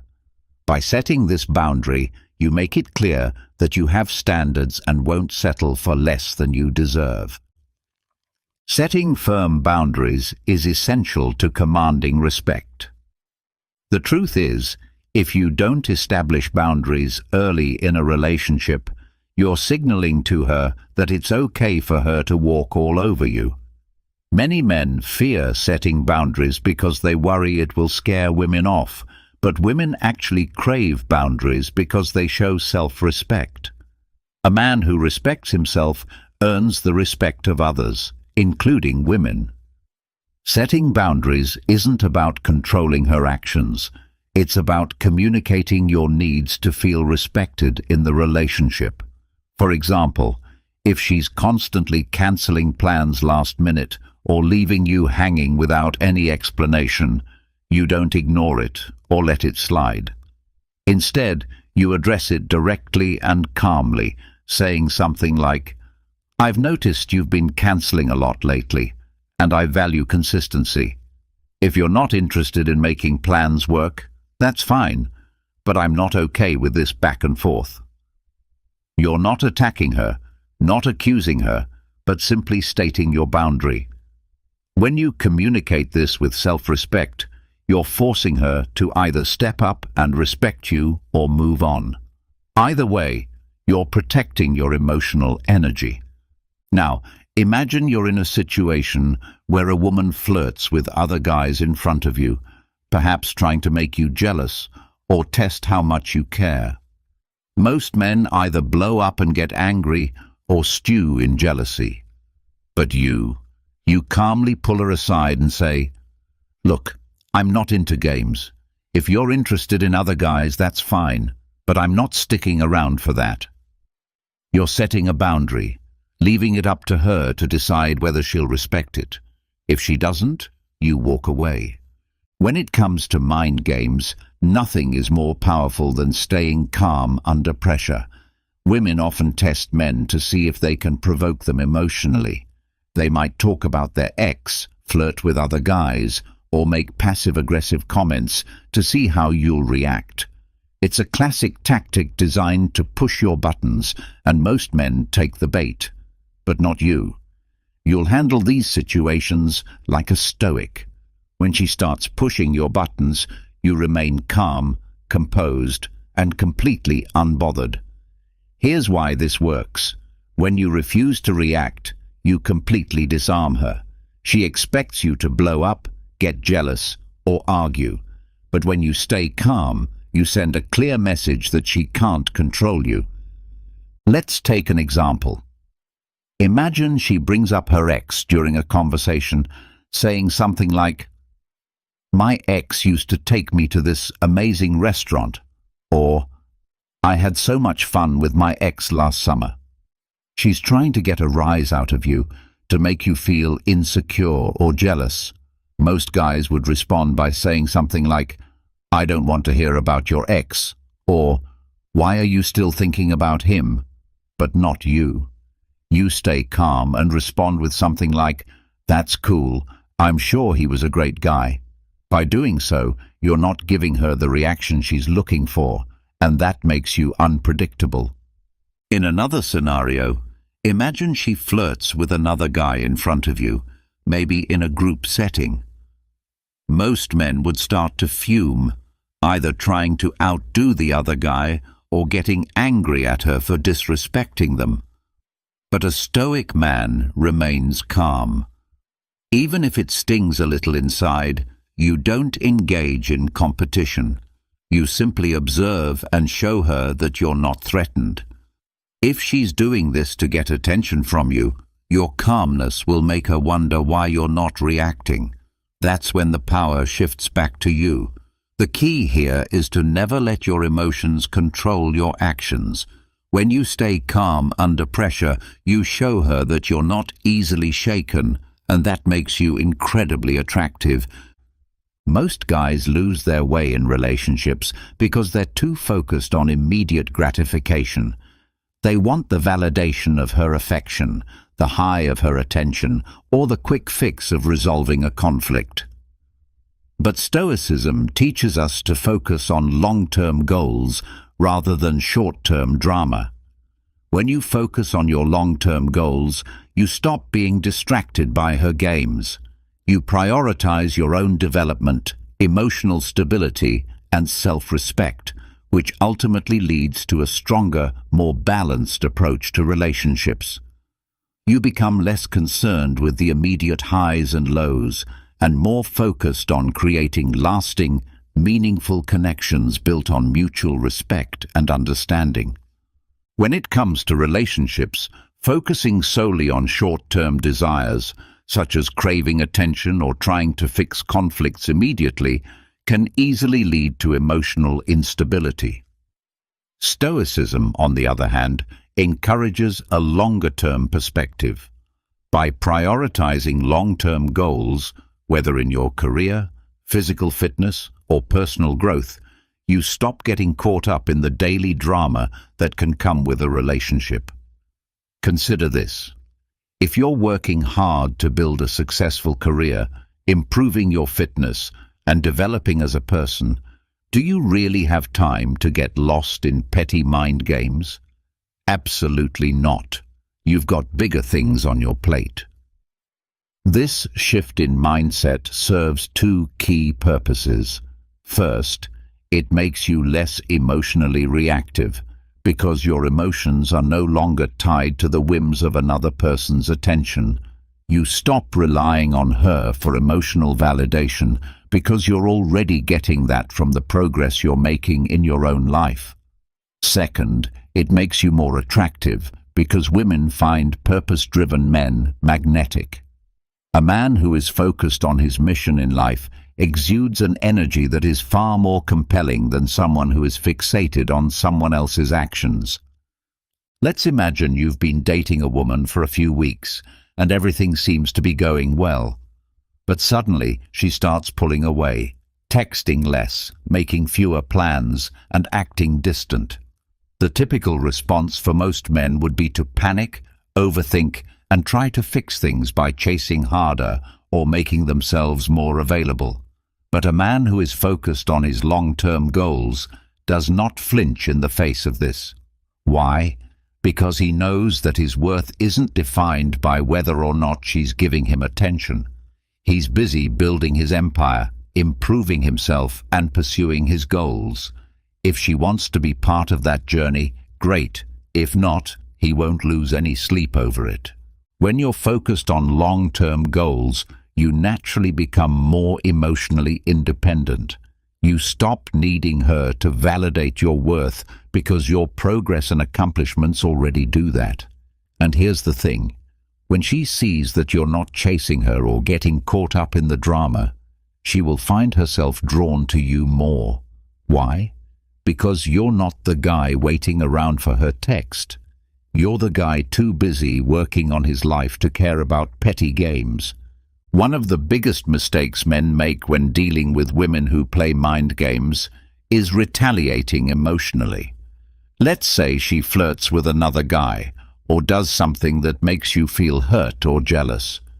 The typical response might be to try and get even, to flirt with another girl to make her jealous, or play hard to get to make her chase you. But make no mistake, this will never work. The moment you retaliate emotionally, you're losing. Why? Because you're reacting to her behavior, which puts her in control of the situation. You're letting her dictate your actions, and this is a sign of weakness. A Stoic man, however, never retaliates emotionally. He understands that emotional reactions are a weakness and instead responds with calm indifference. For instance, if she ghosts you, you don't chase after her or play games in return. You simply withdraw your attention and focus on yourself. If she tries to make you jealous by flirting with another guy, you don't take the bait. You stay calm and continue with your life. Imagine you're at a party with a woman you've been seeing and she starts flirting with another guy right in front of you. Most guys would either get angry and confront her or try to flirt with another girl to make her jealous. But both of these reactions come from insecurity. As a Stoic, you stay calm and don't engage. You refuse to give her the emotional reaction she's looking for, and that drives her crazy. Why? Because you've shown her that she doesn't have power over you. When you don't retaliate emotionally, you maintain control of the situation. You send the message that you won't be manipulated by her games. And the beauty of this approach is that when you don't react, the game loses its power. She'll either stop playing it or realize she can't control you. Either way, you win. Communication is the foundation of any healthy relationship, but many people get it wrong. Either they avoid tough conversations or they approach them with too much emotion, which leads to arguments, misunderstandings, and unnecessary drama.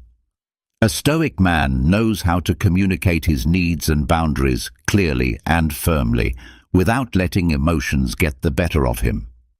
For instance, if a woman has been acting distant or inconsistent, and it's beginning to affect you, the typical response might be to either blow up at her or suppress your feelings.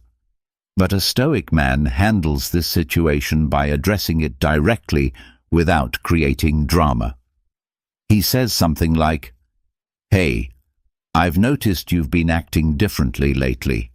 I'm not sure what's going on, but I'd like to know if there's something we need to talk about." Notice how he's not accusing her, raising his voice, or demanding answers. He's simply expressing his observation and inviting her to share her perspective. This approach disarms her because it shows that you're not coming from a place of neediness or emotional outbursts. You're coming from a place of calm confidence, and that's incredibly attractive. When you communicate clearly and firmly, you set boundaries and express your needs without drama or emotional volatility. You take control of the conversation, making it clear that you're a man who knows what he wants and isn't afraid to ask for it. It signals that you are not afraid to confront problems head-on and that you won't let issues fester. This establishes a dynamic rooted in respect and honesty rather than manipulation or mind games. At the heart of any successful relationship is a strong, healthy connection with oneself. The most important relationship you have is with yourself, a truth that too many men overlook when they become entangled in emotional games or manipulative behavior. If you are constantly anxious, stressed, or feeling as though you're walking on eggshells, it's time to reevaluate what you are allowing into your life. No person should be the cause of sacrificing your mental peace, self-respect, or overall well-being. When you begin putting someone else's needs above your own, especially at the expense of your sanity, you are already losing the game. This is not about becoming selfish or disregarding others, but about maintaining balance. When you prioritize your own well-being, you become more attractive, not less. Women are drawn to men who are grounded, who know their own worth, and who refuse to let anyone destabilize their peace. This principle applies across every area of life, not just relationships. Whether it's your career, friendships, or family, your well-being should always come first. Take a moment to think about a situation where you might be seeing someone who sends mixed signals. One minute, she's affectionate. The next, she's distant or cold. You may start questioning yourself, wondering if you've done something wrong, and perhaps even changing your behavior to fit her mood swings. But stop for a moment and ask yourself how this is affecting your mental health. If the answer is negatively, it's time to take action. You need to step back, withdraw your energy, and refocus on what makes you feel good, whether that's hitting the gym, working on your personal goals, or spending time with supportive friends. Protecting your peace should be your priority, and when you do, two things will happen. Either she will recognize your value and start respecting you more, or she will leave because she can no longer manipulate you. In both cases, you win. You have either removed someone who doesn't respect you from your life, or you have gained control in the relationship by showing that you are not easily swayed. In today's world, many men are pressured into catering to women's emotions at the cost of their own well-being.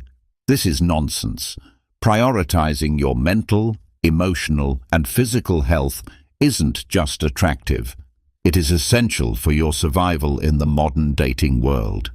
When you make it clear that your peace of mind is non-negotiable, you immediately become more desirable and respected. So, the next time you feel that someone's erratic behavior threatens your peace, ask yourself if it's worth sacrificing your well-being. If the answer is no, it's time to recalibrate and focus on what truly matters, yourself. Patience is an incredibly powerful tool, especially when dealing with women who may be playing games. The reality is that patience is something many men struggle with because they want instant results. They want clarity right now.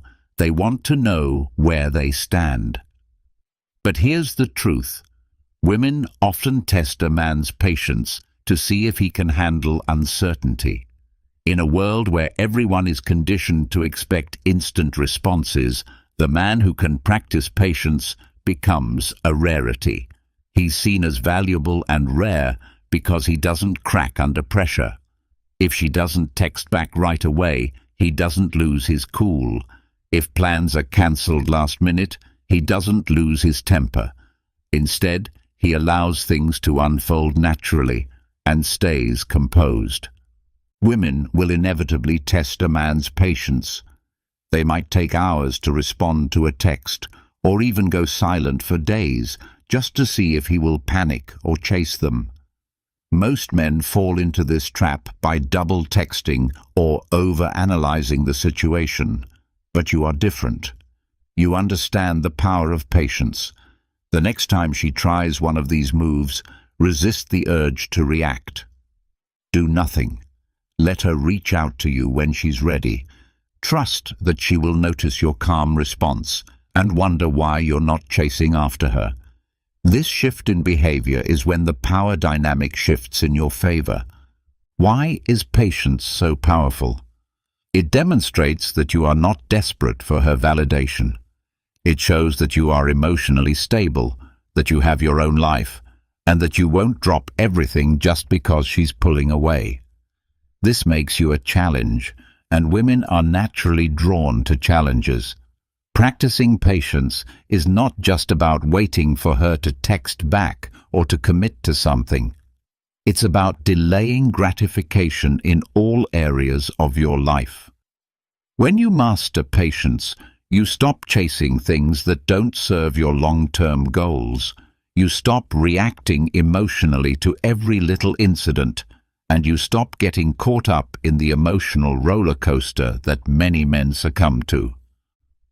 A Stoic man understands that good things take time. He isn't rushing, nor is he desperate. He's playing the long game, and the long game always wins. While other men scramble for attention and immediate validation, you sit back, allowing things to unfold while keeping your focus on your goals. Remember, patience doesn't mean doing nothing forever. It means waiting for the right moment to act, whether in your relationship, career, or personal growth. Patience enables you to make calculated, strategic moves that will pay off in the long run. It's not about instant gratification. It's about achieving lasting success. Choosing to walk away with confidence when necessary is another powerful tool. There's a saying that the most powerful position is to be able to walk away and mean it. If you remember one thing from this, let it be this. Knowing when to walk away is the ultimate power move. It's the nuclear option, the trump card most men are too afraid to play, but when you do, you immediately gain the upper hand. Not every woman deserves your time and energy. If she's playing games, stringing you along, disrespecting your time, or treating you like an option, you need to be prepared to walk away. not in a petty or dramatic manner, but with calm, quiet confidence. Here's the key. When you walk away, you show her that you don't need her validation. You show her that you have other options, and most importantly, that your self-respect is far more important than her approval. The kicker is that most of the time, when you walk away, she'll chase you. Why?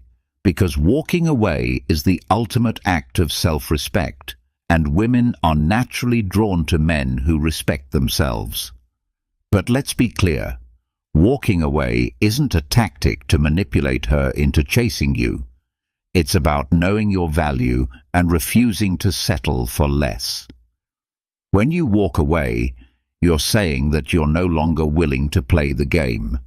If she wants to be part of your life, fine, but if not, you're perfectly okay without her.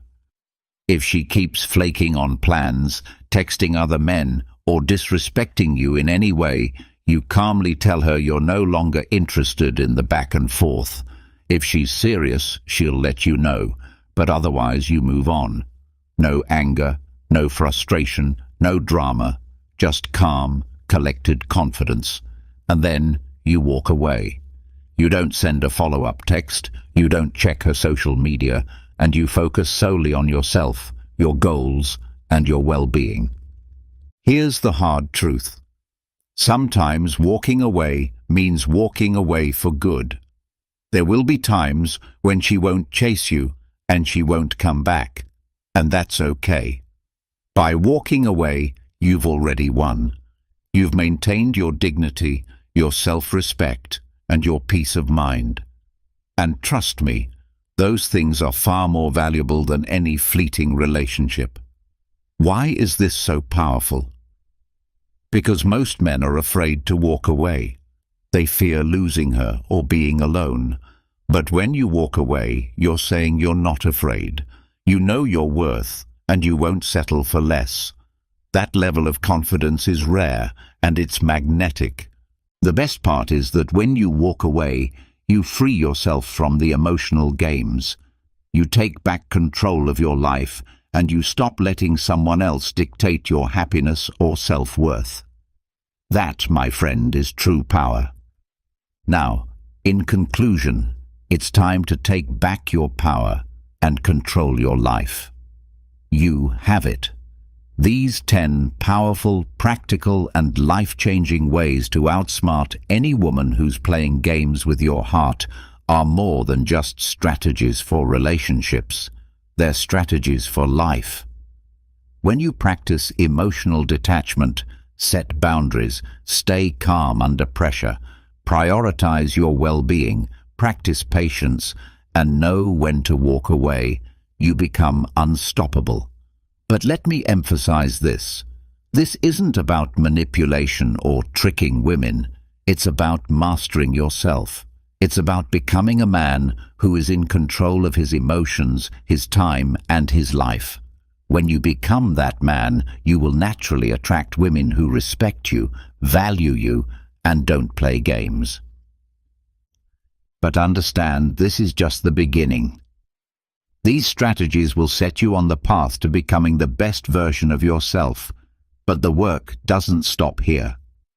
Keep growing, keep learning, and keep applying these principles in every area of your life. If you found value in this video, please support the channel by joining the channel memberships or subscribing. Either way, it helps us continue bringing you valuable content and ensures this information is accessible to as many men as possible. Let's create a community of men who refuse to be manipulated and who take control of their lives. Imagine what it would feel like to live without being dependent on anything or anyone for your emotional stability.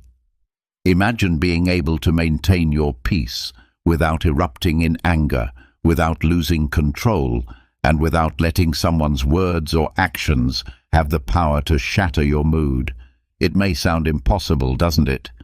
But that's not what I'm here to talk to you about today.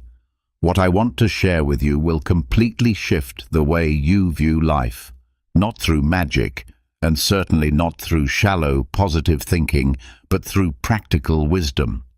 This is the same kind of wisdom used by the great Stoic philosophers, Marcus Aurelius, Seneca, Epictetus, who faced life's storms without ever letting go of their calm. Think back to the last time you got upset. Maybe someone disrespected you, broke your trust. Or maybe it was something as simple as heavy traffic that triggered your frustration. What if I told you that all that anger you felt was actually a choice? Yes, a choice. And if you take to heart what I'm about to teach you, you'll find yourself no longer reacting in those same old ways. But there's a secret, a core principle that shifts everything. In this video, I'm going to walk you through that principle step by step. But before we dive in, I want you to take one small but powerful action. Go down to the comment section and write, "I will never again get angry at anything or anyone." This single act marks the beginning of a real transformation. It's the moment you commit, not to me, but to yourself. So let's begin. The first strategy is to accept the flow of life. Life is always moving, like a river with its rises and falls, moments of serenity and moments of storm. The Stoics teach us that when we fight against what's already happening, when we resist the inevitable, we only cause ourselves unnecessary suffering. Why is that? Because resistance places you in a battle you've already lost. On the other hand, acceptance allows you to embrace life as it is, not as you wish it were. Acceptance doesn't mean giving up or becoming passive. It means recognizing that while you may not have control over external circumstances, you always have control over how you respond and what actions you take. When you fully embrace this mindset, you stop burdening yourself with frustrations that don't serve you. Picture yourself facing an unexpected problem. You can waste energy wondering, "Why me?" Or you can shift your focus to, "What can I do right now?" Acceptance offers mental clarity, helping you make better decisions and freeing you from emotional suffering. It also involves recognizing that everything in life is temporary. Neither happiness nor sadness lasts forever. This deeper understanding helps you savor the good times without clinging to them, and approach the difficult times knowing they too shall pass. To live in the flow of life is to find peace amid change, understanding that you always have the power to choose how you move forward. The second strategy is to stop judging others. Judging people is like carrying around a heavy backpack filled with stones that don't belong to you. The Stoics remind us that most of our judgments are not really about other people. They're reflections of our own unmet expectations, insecurities, or misunderstandings. Every time you criticize or label someone, you're stepping away from the path of your own personal growth. Think about it. Someone does something that annoys or confuses you.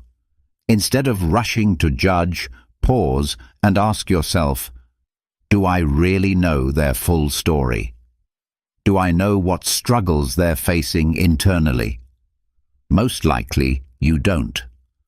And adopting this perspective allows you to respond with empathy rather than criticism. Letting go of judgment doesn't mean you excuse harmful behavior. It means you understand that people's actions say more about them than they do about you. This shift in perspective not only brings emotional relief, but also improves your relationships. And here's something powerful. When you stop judging others, you also let go of the fear of being judged yourself. The weight of constantly seeking approval lifts, and with that freedom comes inner peace. Rather than spending your energy criticizing others, use that energy to reflect on how you can grow and improve. We are all imperfect. We are all learning. And when you choose compassion over criticism, you contribute to a more understanding world and release yourself from emotional burdens you don't need to carry. It's in this act of letting go that you find true serenity and clarity to focus on what really matters.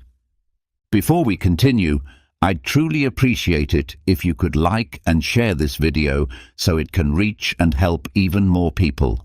And if you don't want to miss out on future insights like this one, make sure to subscribe and turn on the notification bell.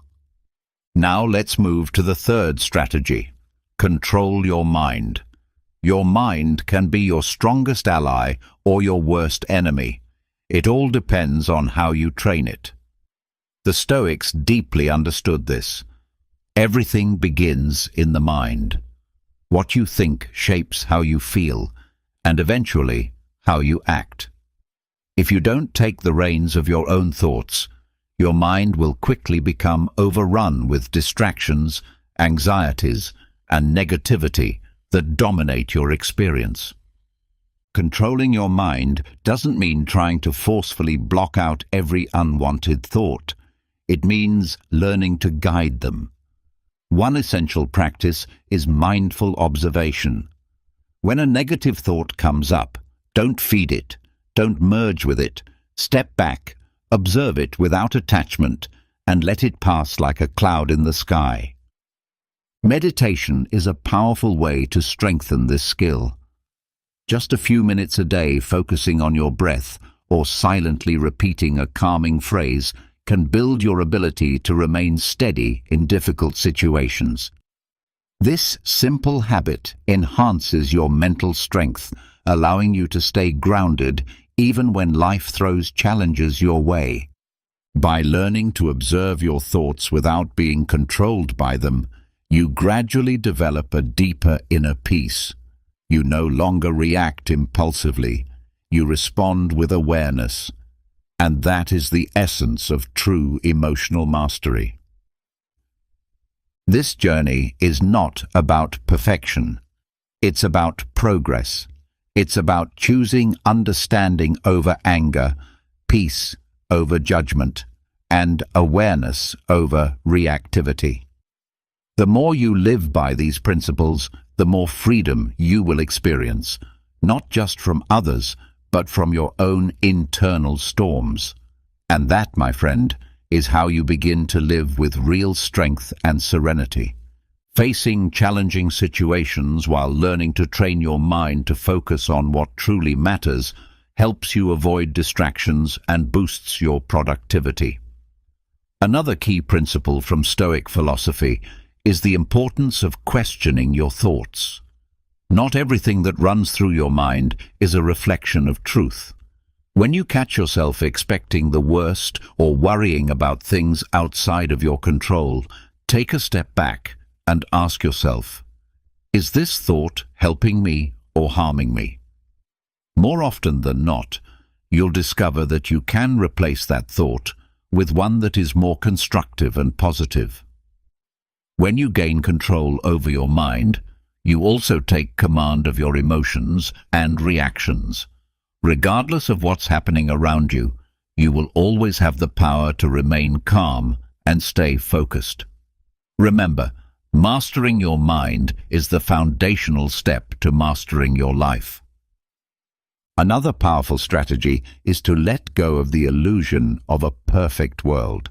The world isn't perfect, and expecting it to be will only lead to constant frustration. The Stoics understood that mistakes, setbacks, and difficulties are not only inevitable, but an essential part of human existence. When you stop resisting this truth, you unlock a deep and endless reservoir of peace and clarity. Picture a moment when someone makes a mistake that negatively affects you. Your initial response might be anger or disappointment.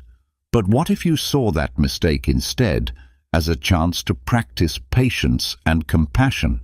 This shift in perception doesn't just lighten your emotional burden, it also deepens and strengthens your relationships. Accepting imperfection also involves surrendering the need to control everything. No one has the power to eliminate every problem or ensure that things always go according to plan. Rather than wasting energy trying to change what cannot be changed, focus on what you can control, your mindset and your choices. Acceptance does not mean giving up or settling. It means choosing to improve yourself and your world without the unrealistic expectation that everything must be flawless. The real lesson is in finding peace amidst imperfection, both in others and within yourself. When you embrace this mindset, you free yourself from chronic frustration and the stress of impossible standards. In its place, you gain the ability to enjoy the present and meet life's challenges with wisdom and composure. Another transformative Stoic strategy is to take full responsibility for your emotions. Your feelings are not caused by other people or external circumstances. They arise directly from how you interpret and react to those situations. This Stoic teaching is powerful because it hands control of your emotional life back to you. Instead of placing blame on others or events, it encourages self-reflection and personal responsibility. Imagine someone says something hurtful to you. In that moment, you have two choices. You can let their words disturb your peace and react with anger or sadness, or you can recognize that their opinion doesn't define your worth or control your inner calm. The key is to remember that no one can make you feel a certain way without your permission. Owning your emotions also involves letting go of the need for outside validation. Often, our negative feelings stem from unmet expectations. We want others to behave in specific ways or meet certain standards. But when you realize that those expectations are yours alone and not obligations for others to fulfill, you liberate yourself from unnecessary disappointment. This doesn't mean you should suppress how you feel. Instead, it's about understanding your emotions and managing them in a healthier way. If you're feeling frustrated rather than blaming someone else, ask yourself, what thought or belief is fueling this emotion? This act of self-inquiry helps you uncover and challenge the internal narratives that are affecting your mood. When you take ownership of your emotions, you become the author of your inner experience. No matter what's happening outside of you, you always hold the power to choose your response. Practicing this daily doesn't just bring inner peace, it also improves the quality of your relationships and allows for deeper emotional connection. Never forget, your emotional well-being is your own responsibility. The final strategy is to master the art of not reacting. Not every situation in life demands an immediate response. In today's world, we're often expected to react quickly, to reply, to act, to make decisions without pause. But true strength lies in the ability to wait, to breathe, to pause. Practicing the pause, a brief but mighty moment before you speak or act, is a valuable tool. It helps you reclaim control over your emotions and actions. When you're provoked by criticism, disagreement, or a difficult situation, your first impulse may come from raw emotion. Acting on that impulse can lead to misunderstandings, regrets, or escalation. On the other hand, if you pause, you give yourself the space to assess the situation with clarity. You quiet the emotional noise and choose a response rooted in wisdom. The art of not reacting doesn't mean ignoring or suppressing your emotions.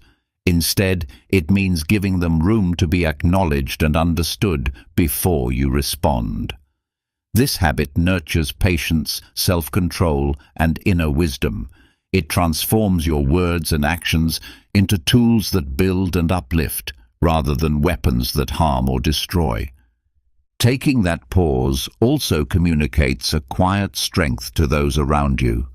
It shows that you are not easily manipulated or provoked.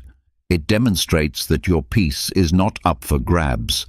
When you demonstrate that you're not easily manipulated and can stay grounded even in difficult or high-pressure situations, you're revealing a deep level of emotional maturity and inner resilience. It's a powerful sign that you know who you are and that you can remain centered no matter what's happening around you. Keep in mind that you don't always have to defend yourself, explain your actions, or respond to every provocation. Sometimes, silence speaks louder than any argument. It can be the most profound and impactful response. By learning to choose your words and your battles wisely, you can completely transform how you relate to others and how you perceive life itself.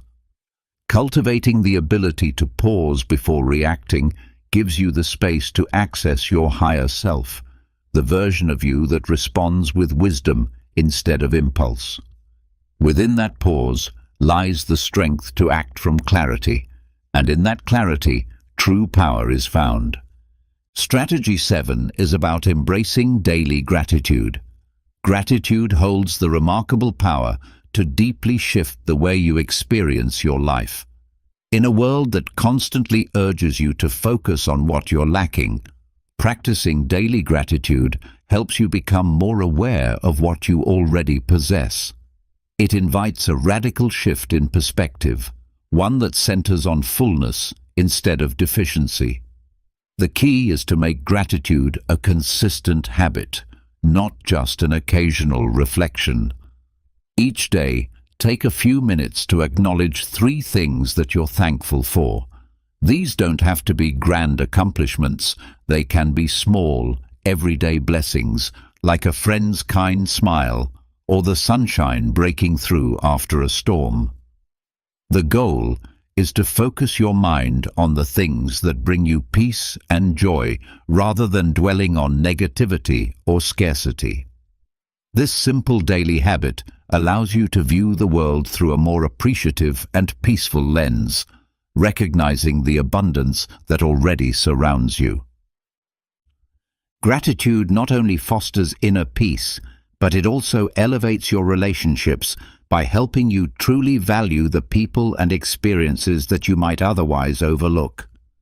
By practicing gratitude daily, you cultivate a mindset rooted in abundance rather than lack. The more you train yourself to be thankful, the more reasons you'll begin to find for continued thankfulness. This generates a powerful and expansive cycle of positivity. Gratitude directly enhances your emotional well-being by reducing stress, easing anxiety, and alleviating frustration. It reconnects you with a deeper sense of purpose and fulfillment. Embracing gratitude doesn't mean ignoring life's difficulties. It means seeking out the light, even in moments of darkness. Making gratitude a daily ritual is a simple practice, but one with immense transformative power. When you focus on the blessings already present in your life, you change the way you live, creating a more fulfilled and conscious existence. Strategy 8 encourages you to focus your attention on what you can control. Life is inherently uncertain, filled with elements that lie outside your reach. You cannot control the weather, other people's opinions, or rewrite the past. However, there is one thing that remains firmly within your power: your own thoughts, emotions, and actions. When you shift your energy toward what is within your control, you liberate yourself from the exhaustion and frustration that come from trying to change the unchangeable. The first step is acknowledging that much of the anxiety and stress you experience stems from fixating on things you can't influence, worrying about the future, dwelling on how others perceive you, or replaying past mistakes. These mental habits distance you from the present, robbing you of the ability to respond wisely to what's happening right now. Instead of obsessing over what's out of your hands, redirect your focus toward what you can influence. You hold power over your choices, your responses to situations, and how you face the challenges before you. You can decide how to react to adversity, how to extract lessons from your mistakes, and how to grow stronger through hardship. When you concentrate on what is within your control, you take the reins of your life. You become the foundation of your own peace and emotional stability, no longer relying on external conditions to feel balanced or secure. This mindset allows you to develop greater resilience.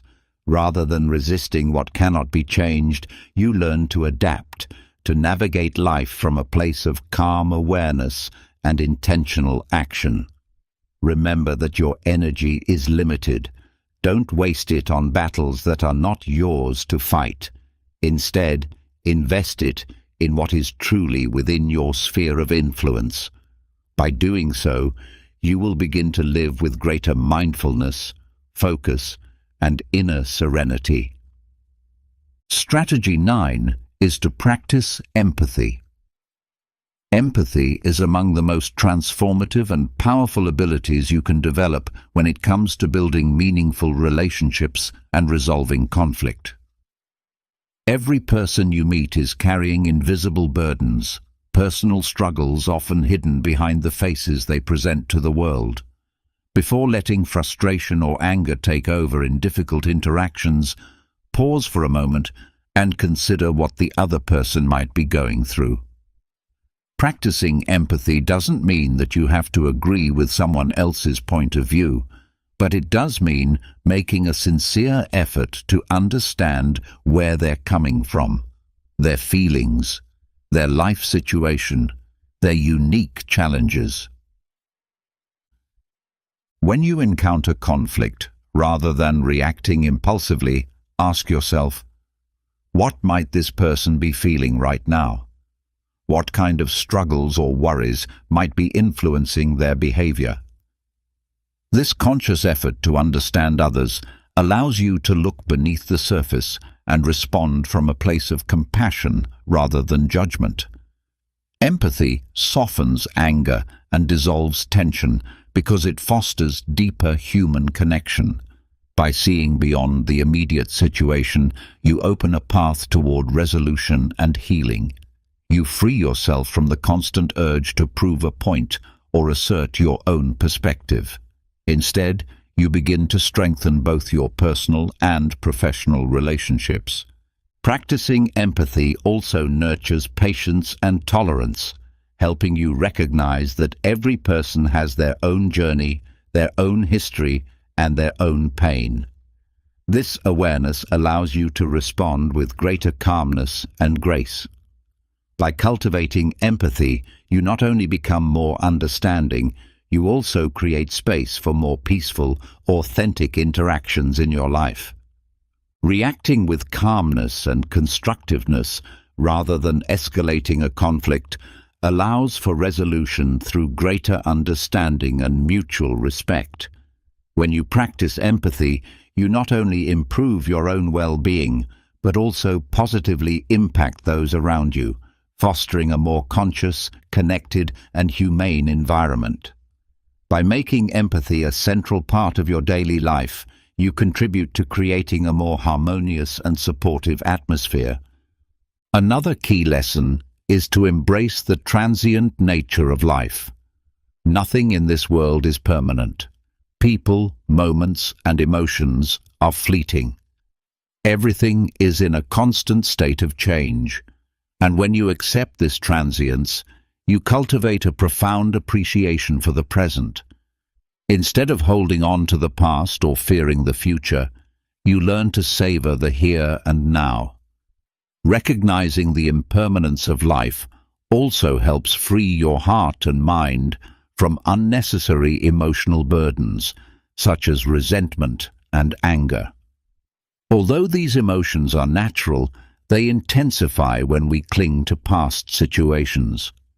By understanding that all things end, you can release these negative feelings more easily, making it easier to move forward without carrying the weight of the unchangeable.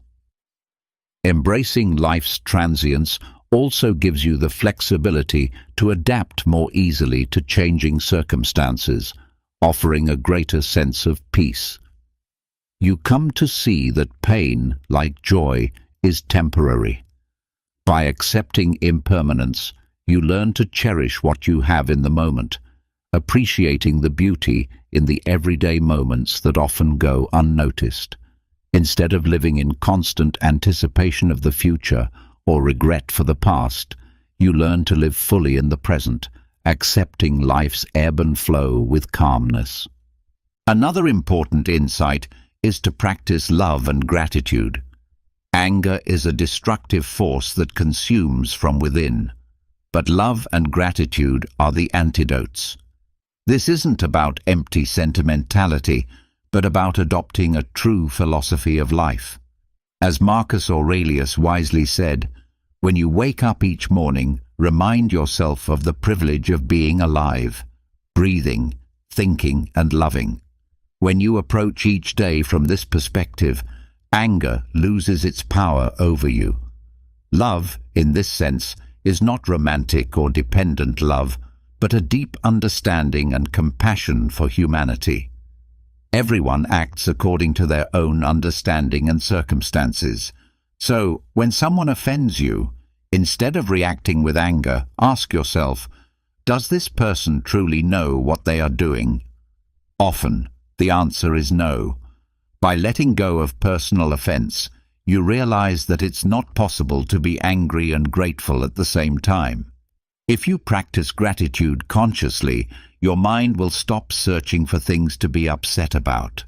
For example, when someone cuts you off in traffic, instead of cursing, be grateful that you have a vehicle and the opportunity to drive. If someone speaks ill of you, be thankful that you have the chance to show who you truly are through your actions. The key is in choosing how to interpret every situation. While you can't control the outside world, you can control the meaning you give to it. Gratitude transforms problems into lessons, and love transforms frustration into patience. If you adopt this mindset, anger will have no place in your life. Furthermore, we often fall into the trap of labeling things as either good or bad.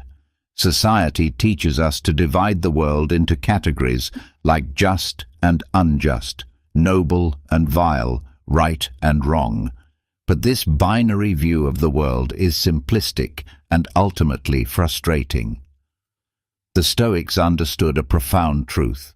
No one is entirely good or entirely bad. Every person acts according to their own perceptions, experiences, and limitations. When someone betrays you, lies to you, or treats you poorly, it's not because they are inherently bad. In their mind, they are justifying their actions, perhaps driven by fear, ignorance, or internal struggles. Labeling them as bad only breeds resentment and solves nothing. As Epictetus stated clearly, it's not the person who harms you, but the judgment you place on their actions that causes pain. You are not angry because of what happens to you, but because of the story you tell yourself about it. For example, if someone insults you on the street and you label them as a fool, anger will flood your mind. But if you instead think, maybe this person is having a tough day, you free yourself from the burden of anger. True power lies in accepting reality as it is, without dividing it into extremes. Don't expect the world to behave according to your expectations. People act based on their own reasons, not yours. When you understand this, you stop suffering from their actions. You won't get angry because you realize that everyone, in their own way, is doing the best they can with the tools they have. If you've made it this far, you have not only learned how to free yourself from anger, but have also taken a significant step toward a calmer, more powerful life. The key is in changing your perspective and not allowing external circumstances to control your inner peace. Thank you for watching this video to the end. If you found it helpful, please give it a like and share it with your friends and family. Everyone deserves to live a more peaceful life. Be sure to subscribe for more content on Stoicism and personal growth. And remember, take action now by writing in the comments, "I will never get angry about anything or anyone." This simple but powerful act is the first step toward transformation, and it marks the moment when you commit to a new way of being. I invite you to watch the next video where you will discover another Stoic teaching that can transform your life.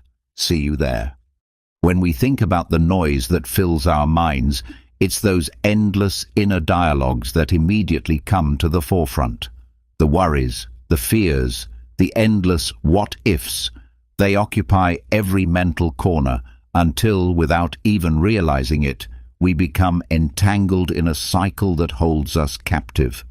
This cycle often paralyzes us, especially in today's world, where distractions are constant and life's demands feel overwhelming.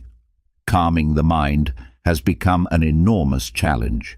And this is exactly where Stoicism steps in, not just as a tool for enduring hardship, but as a reliable guide through the storm of mental chaos.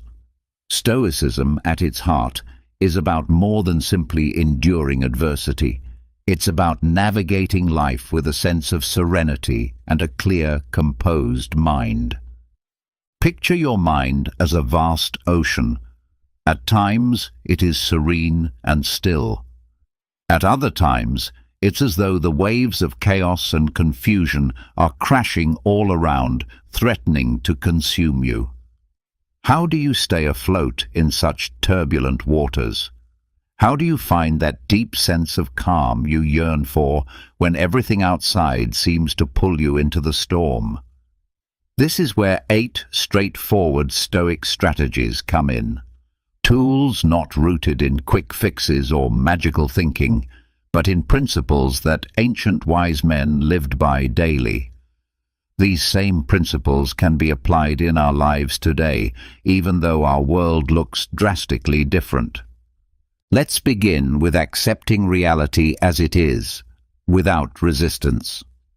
One of the most profound teachings of Stoicism is the radical acceptance of reality just as it presents itself.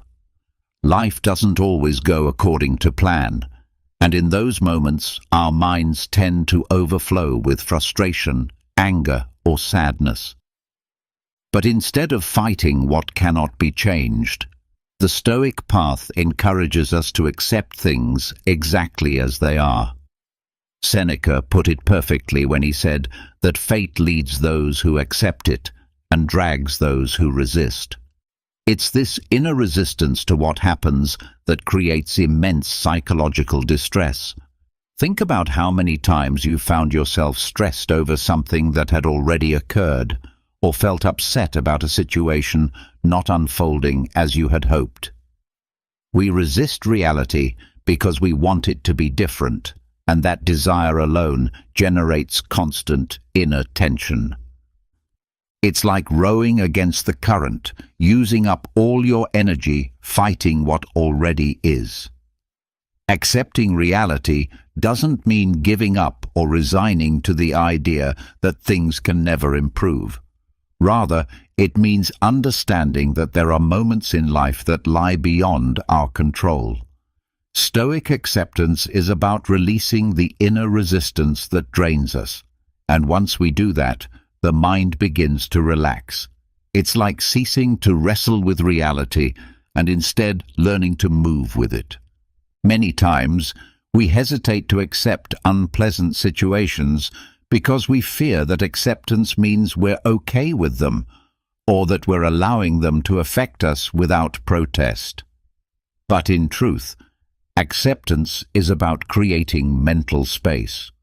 When you accept what's happening, you remove its power to dominate your emotions. From that calm space, you gain clarity and can make better decisions. Here's a simple example. Imagine you're stuck in traffic and realize you're going to be late for a very important meeting. You have two choices. You can mentally resist the situation, curse the traffic, feel overwhelmed and angry, which changes absolutely nothing.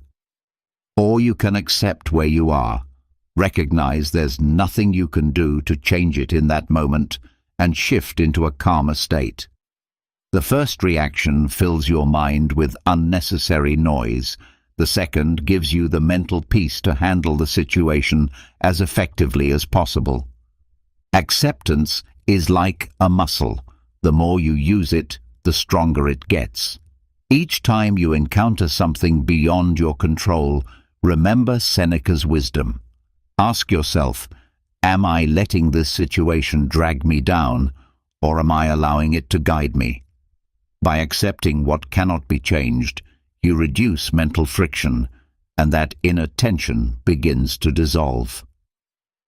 Marcus Aurelius understood this principle well when he wrote, "The universe is change. Our life is what our thoughts make it." If we constantly resist change, we set ourselves up for continual frustration. But if we embrace change as a part of life, we unlock a surprising sense of peace. Life isn't defined solely by what happens around us, but by how we choose to interpret and respond to those events. Accepting what is, without resistance, is one of the most powerful ways to bring calm to the mind. It frees you from the torment of wishing things were different, allowing you to redirect your focus toward what truly matters, your mindset and your response. Next comes practicing full presence, mindfulness in the now. This is where Stoicism reveals its true transformative power. Marcus Aurelius, one of Stoicism's most well-known philosopher-emperors, wrote in his Meditations that people waste away when they allow their minds to drift through the past or the future. The present, he reminds us, is the only moment we truly possess.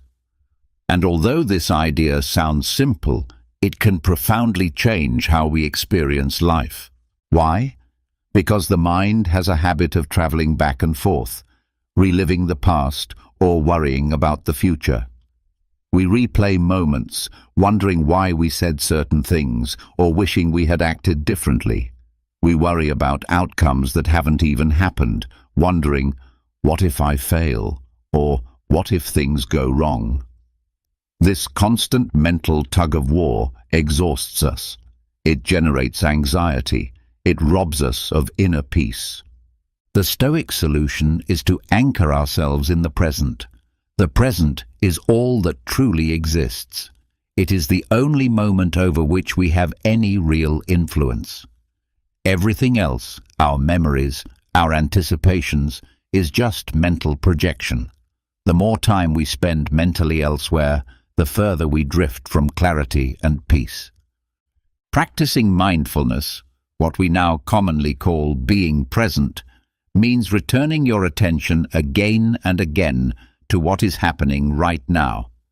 It doesn't mean ignoring the past or avoiding thoughts of the future, but it does mean becoming aware of when you're lost in them and gently guiding your mind back to the here and now. This is a practice. At first, it can feel unnatural because our minds are so conditioned to wander. But the more we practice, the more we begin to feel the incredible power of presence. Think about those moments when you're completely immersed in something, whether it's a captivating book, an engaging conversation, or even a simple meal enjoyed without distractions. During those times, your mind is calm. There are no worries, no regrets, no fears, just pure awareness. That's the core of this strategy.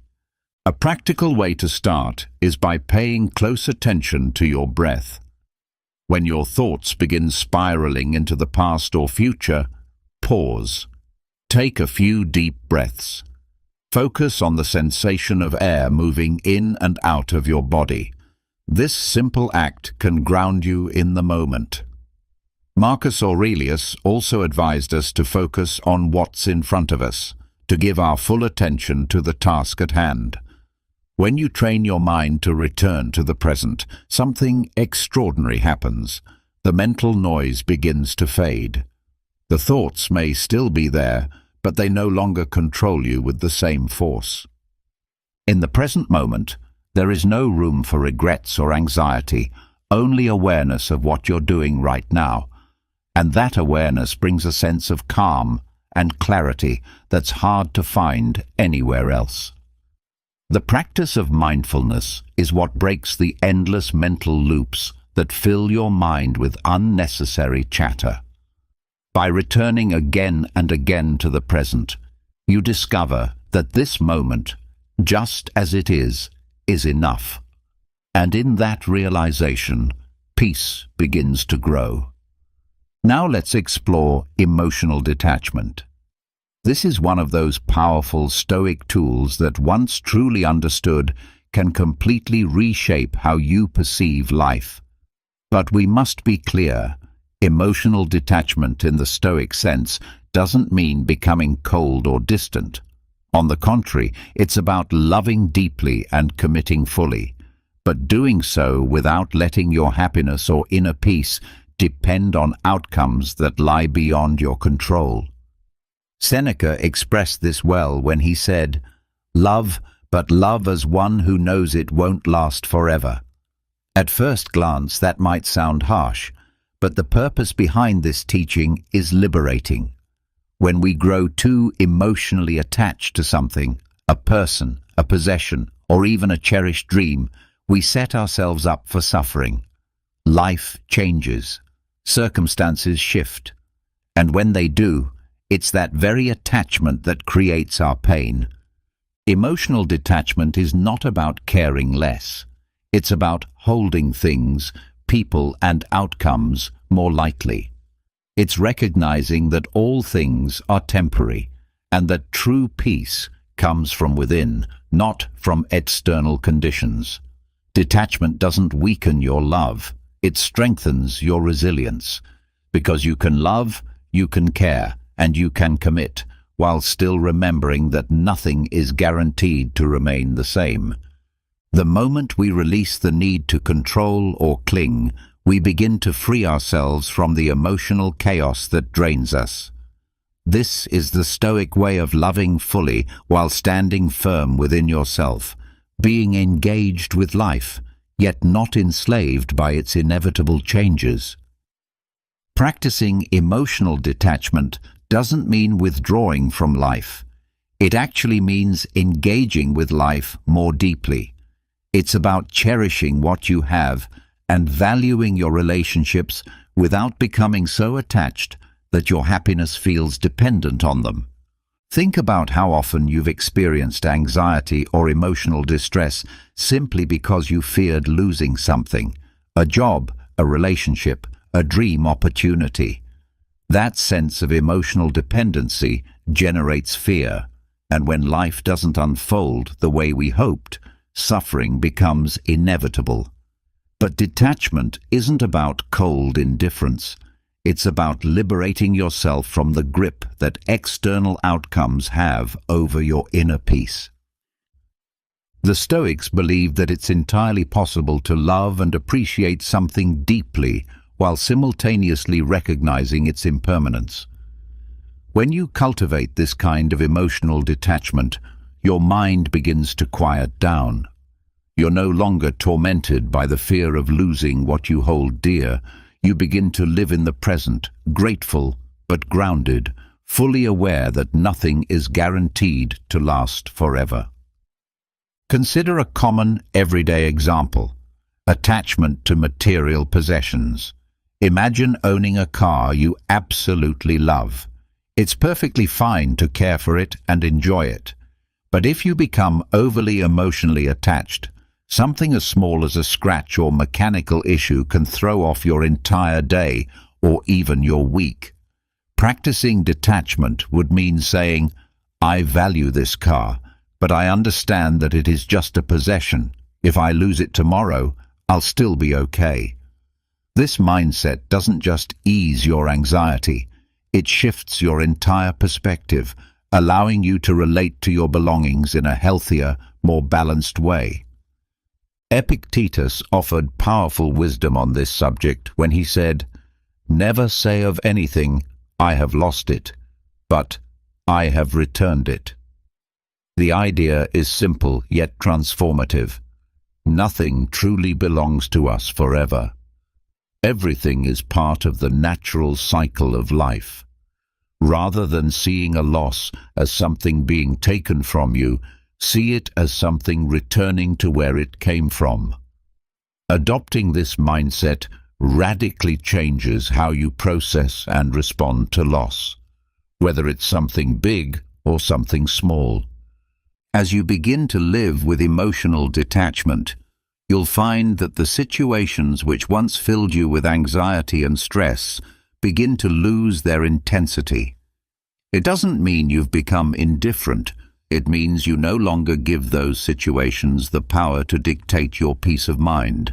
You begin to understand that true happiness and lasting calm come from within, not from what you possess or who surrounds you. Detachment opens the door to incredible mental freedom. When you're no longer emotionally tethered to outcomes, you can fully enjoy the moment, free from the constant dread of loss. And it is within that space of freedom that real peace is found. Reflecting on your day, every single day, is another practice the Stoics deeply valued. Marcus Aurelius, in his Meditations, would write down his thoughts, reflect on his actions, and analyze how he dealt with the challenges of his day.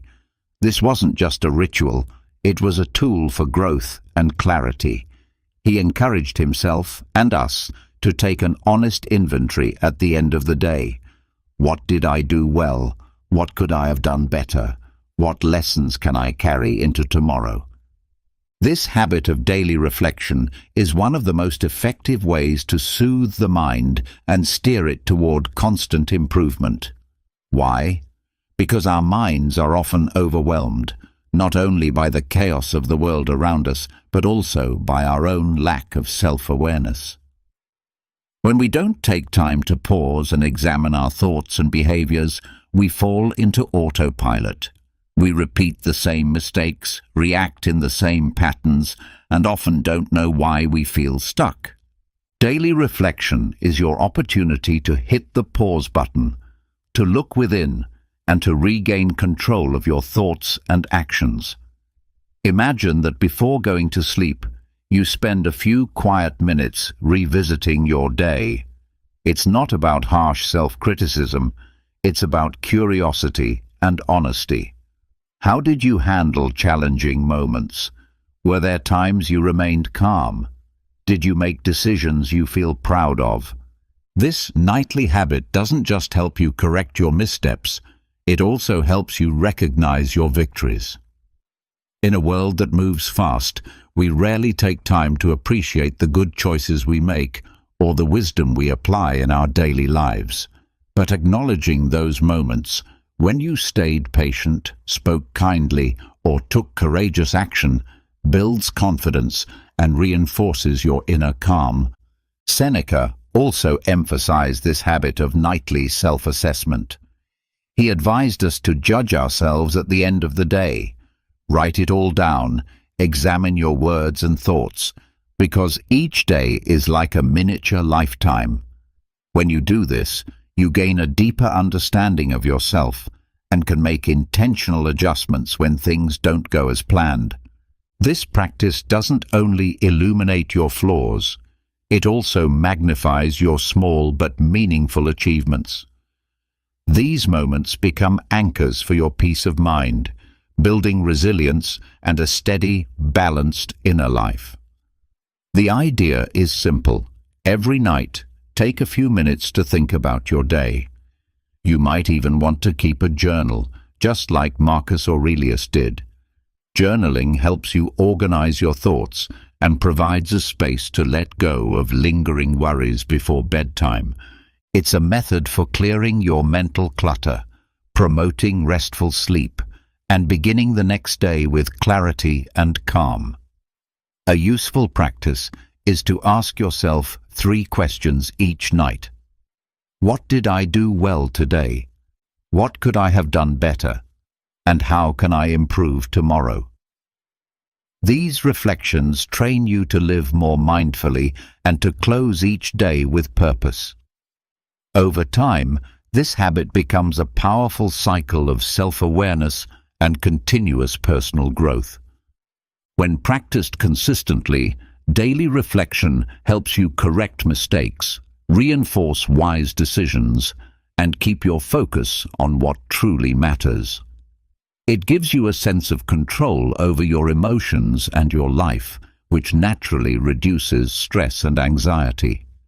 If you're finding value in this message, consider liking and subscribing to the channel for more insights on calming your mind with the wisdom of Stoicism. Your support means a lot. Another vital Stoic lesson is to control your thoughts. Don't let them control you. The Stoics deeply understood that the root of a disturbed and anxious mind isn't the events themselves, but how we interpret those events. Epictetus put it perfectly. It's not what happens to you, but how you interpret it.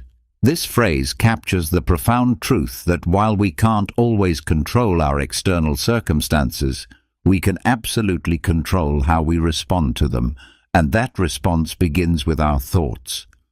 Your mind is like a garden.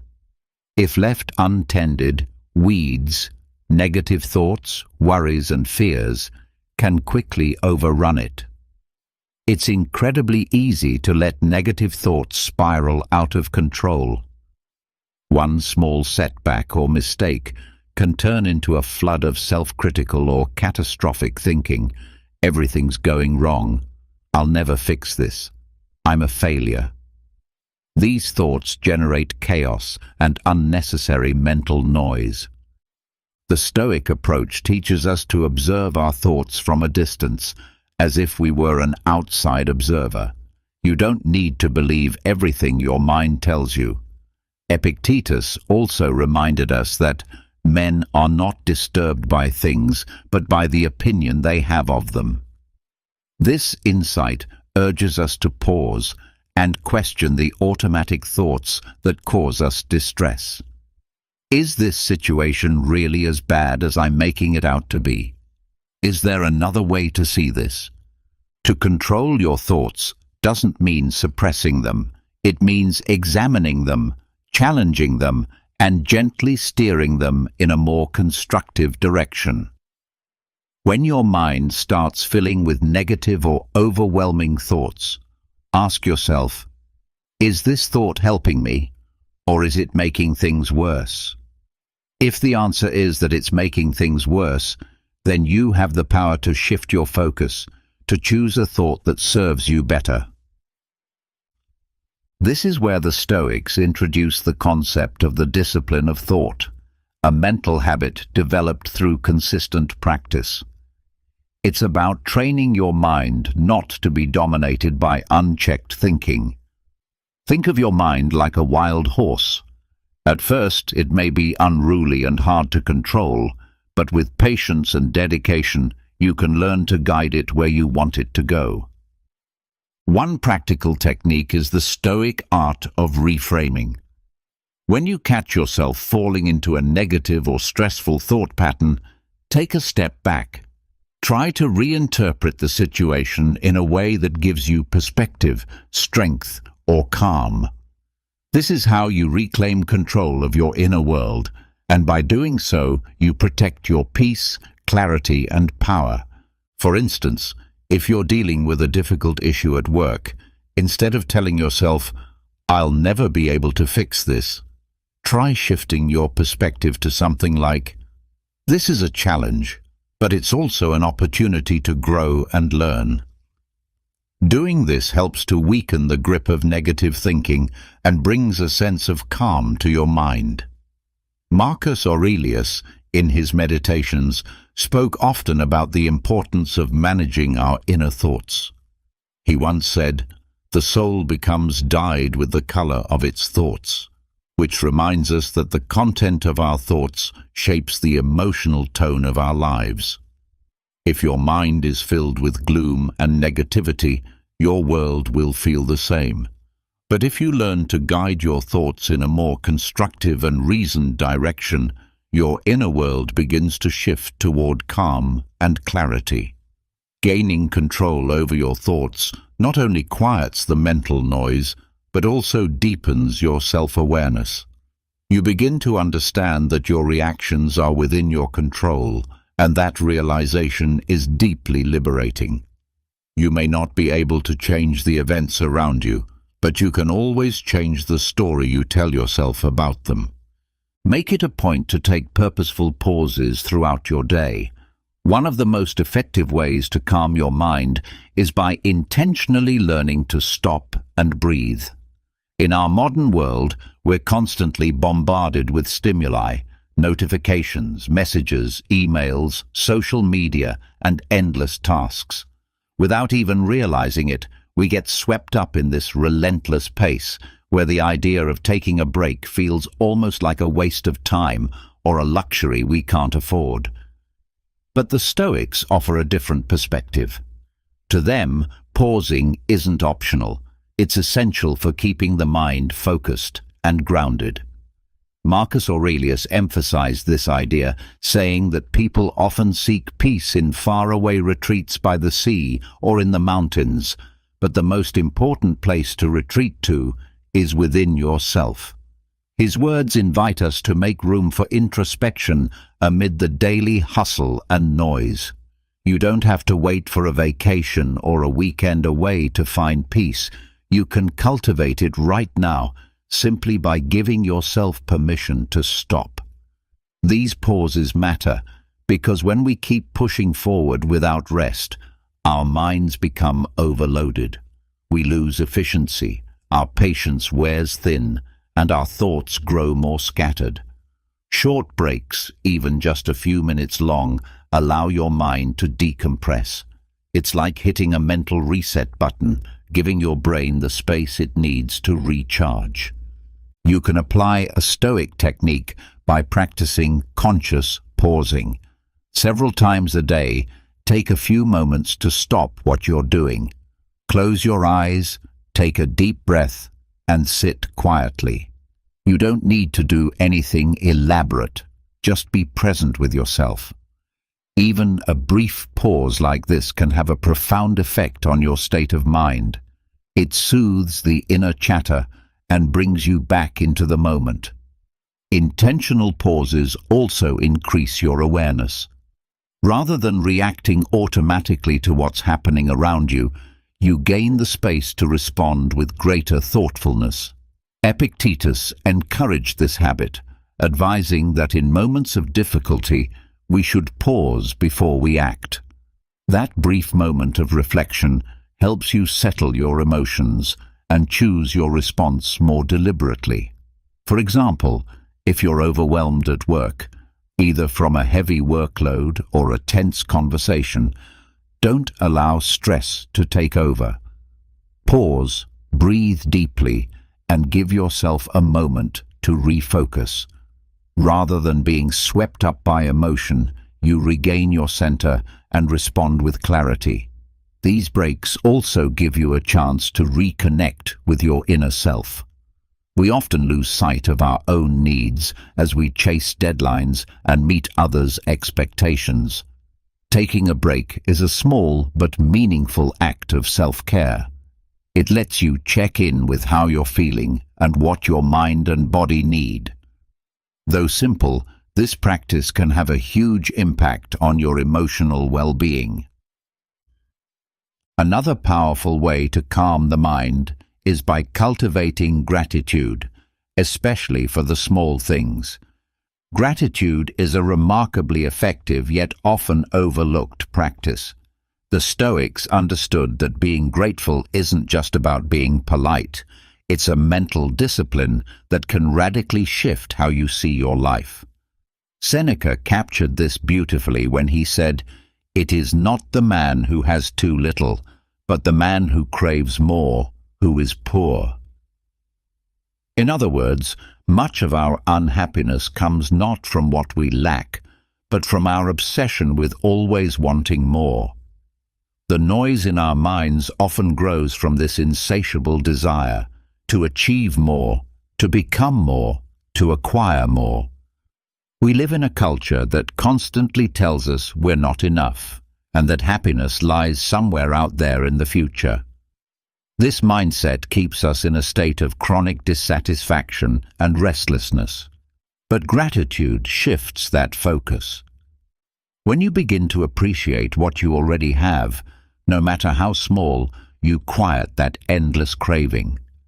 Practicing gratitude doesn't mean ignoring your problems or settling for less. It means retraining your mind to recognize the good that's already present in your life. The Stoics believed that by practicing this regularly, you lessen the volume of your discontent and find deeper inner peace. Marcus Aurelius reminded us, "Very little is needed to make a happy life." One practical way to begin is by spending a few minutes each day reflecting on what you're thankful for. It doesn't need to be anything extraordinary. It could be something as simple as a roof over your head, a meaningful conversation with a friend, or a cup of warm coffee in the morning. When you start acknowledging these things consciously, your entire perspective begins to change, and with it, your mind begins to quiet. Think of it this way. When you're feeling stressed or overwhelmed, instead of fixating on what's missing, redirect your thoughts to what's already present.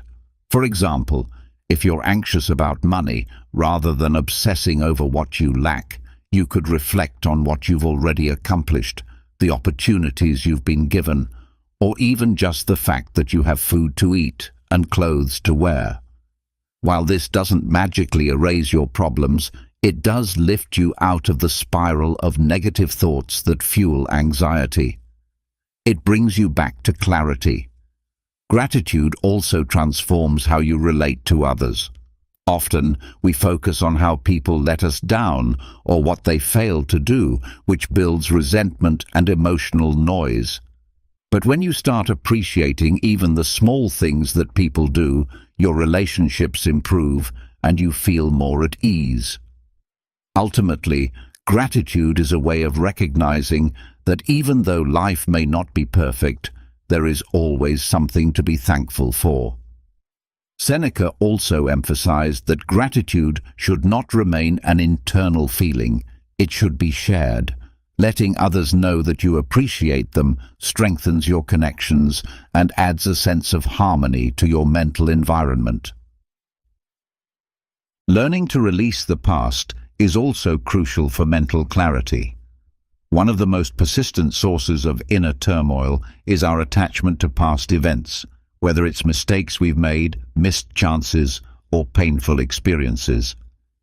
Our minds can easily get stuck in loops, rehashing things we can no longer change. This habit creates unnecessary emotional weight, but the Stoics were clear about how we should approach the past. Epictetus advised us to remember that what has already happened is beyond our control, but how we respond to it now is entirely within our power. Letting go of the past doesn't mean pretending it never happened. It means accepting it for what it was and recognizing that we no longer have the ability to alter it. The past is fixed. Spending energy on regrets or what-ifs only creates more anxiety and stress. By learning to release these thoughts, you give your mind space to find peace.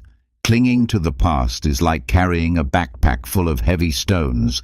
Each regret, each painful memory, each mistake is another burden. Eventually, that weight becomes so overwhelming that it robs you of your ability to fully experience and enjoy the present moment. Stoicism invites us to drop that weight, not out of denial, but out of acceptance. When you stop carrying the emotional baggage of the past, you begin to walk more lightly, more freely, and with a mind that is clearer and more at peace. Stoicism teaches us a powerful lesson: to release the weight we carry from the past. It encourages us to drop that emotional backpack, to take the lessons from our mistakes without allowing them to imprison us. Seneca captured this truth beautifully when he said we must not let the past rob us of the present. And that's exactly what happens when we cling to what's already gone. We lose our ability to be fully present, to live completely in the now. Every time our thoughts spiral into regrets, I should have done this, or I shouldn't have said that, we are squandering the precious opportunity to experience peace and clarity in the current moment. So, how do we truly let go of the past? One of the first steps is to reflect on what keeps us emotionally tied to that memory. Is it a decision we regret?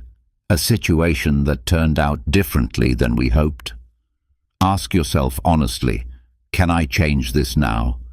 If the answer is no, then it's time to release it. Letting go doesn't mean pretending the event never happened, nor does it mean we ignore the lessons it brought. But once we've absorbed the insight, there is no benefit in carrying the emotional weight any further. Forgiveness becomes essential in this process, not only towards others, but also towards ourselves. Often, we are our own harshest critics. The things we struggle to let go of are usually our own past mistakes. But this is where Stoic wisdom offers comfort and clarity. We cannot go back and undo what was done. However, we do have the power to stop letting it control us. When we practice self-forgiveness, we lift the heavy burden of guilt and allow our minds the space to breathe, to rest. Epictetus wisely reminded us that learning is impossible if we are not willing to let go of our past errors. Holding on keeps us stuck in a cycle of regret, and if we continue to live in that space, replaying what went wrong, we block ourselves from moving forward into all the good we are still capable of. True learning emerges from acknowledging and accepting our failures, not from obsessing over them. A helpful exercise in this journey of release is visualization. Imagine those painful memories, those regrets, as if they were balloons in your hands. See yourself slowly letting them go, one by one, watching them drift further and further into the sky until they disappear into the distance. The goal isn't to erase them completely from your memory, but to stop gripping them so tightly. This simple act of imagination can lift a weight from your spirit and bring a sense of lightness, as if you are finally free from the emotional pressure those memories once held over you. Gratitude also plays a healing role in letting go. When you focus on appreciation for the people in your life or for what those past experiences taught you, you shift your energy. Gratitude nurtures your relationships and soothes your mind by fostering a space of positivity and peace. It reminds you that life isn't only about the things that went wrong, it's also about the growth that came from them and the love that still surrounds you. Have you ever been weighed down by emotional attachment, feeling stuck in a loop that seems impossible to escape? You're not alone. Many people struggle with the pain of letting go, often feeling helpless and emotionally trapped. But here's the good news. Transformation is not only possible, it's within your grasp. Drawing from the ageless teachings of Stoic philosophers like Marcus Aurelius and Seneca, this video will share 10 powerful Stoic principles that can help you emotionally detach from someone. Why is detachment such a profound experience? Seneca once said, "He who is brave is free." Detachment isn't about becoming numb or uncaring. It's about discovering inner strength and clarity. In this video, we'll uncover timeless Stoic insights that can lead you toward emotional freedom. As you integrate these habits into your daily life, You'll find practical and healthy ways to loosen the emotional hold others have on you, allowing you to regain your peace and focus on what truly matters. Picture this: breaking free from the mental chains that keep you stuck and stepping into a space of renewed clarity and strength. Stoicism offers you the wisdom to manage your emotions with resilience and depth. As Marcus Aurelius wisely stated, "You have power over your mind, not outside events." Realize this, and you will find strength. These teachings will guide you to place your inner peace above all external circumstances. Are you ready to liberate yourself from the grip of emotional attachment and step into a path of personal evolution? If so, this video is made for you. We will walk you through 10 Stoic habits that can shift your entire approach to emotional detachment. Let's begin by asking a simple yet powerful question. What truly holds lasting value in our lives, if not the serenity of our minds? Join us on this journey toward a Stoic mindset that fosters freedom and emotional clarity.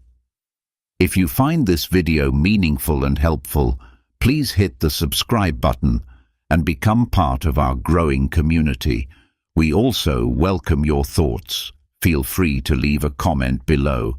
If you're unsure of what to say, just write, "Emotional freedom starts now." Let's take this journey of emotional liberation together. The first principle is the power of detachment. Have you ever felt like your emotions were being manipulated, as if someone else had control over them? Have you noticed how much influence you've handed to others simply because of emotional bonds? This is where understanding the power of detachment begins. Detachment doesn't mean you stop caring. It means you start living in a way where your inner peace and happiness aren't ruled by what happens outside of you. Why is detachment so powerful? Think about the wisdom of Epictetus, who said, "We suffer not from the events in our lives, but from our judgment about them." Detachment is about taking back your personal power.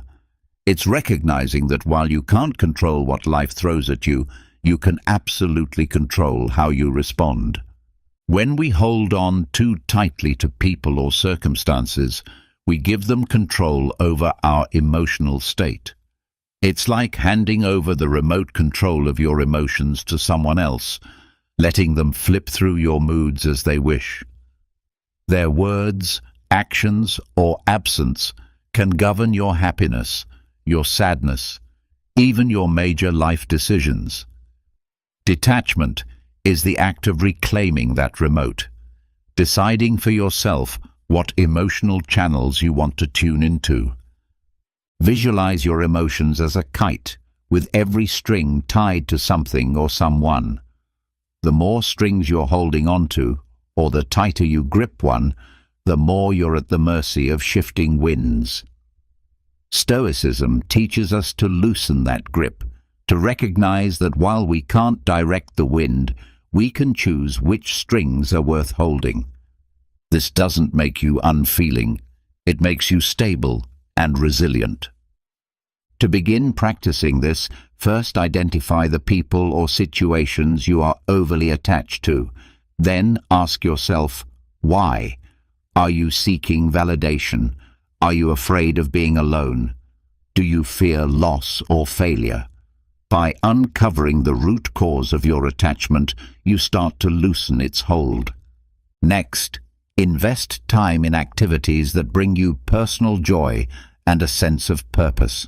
When you focus on what you can control, your actions, your thoughts, your growth, you become anchored in your own strength and inner values. As you cultivate detachment, you start to see life with fresh eyes. You realize that your worth doesn't depend on others or external outcomes. It's something intrinsic, unwavering.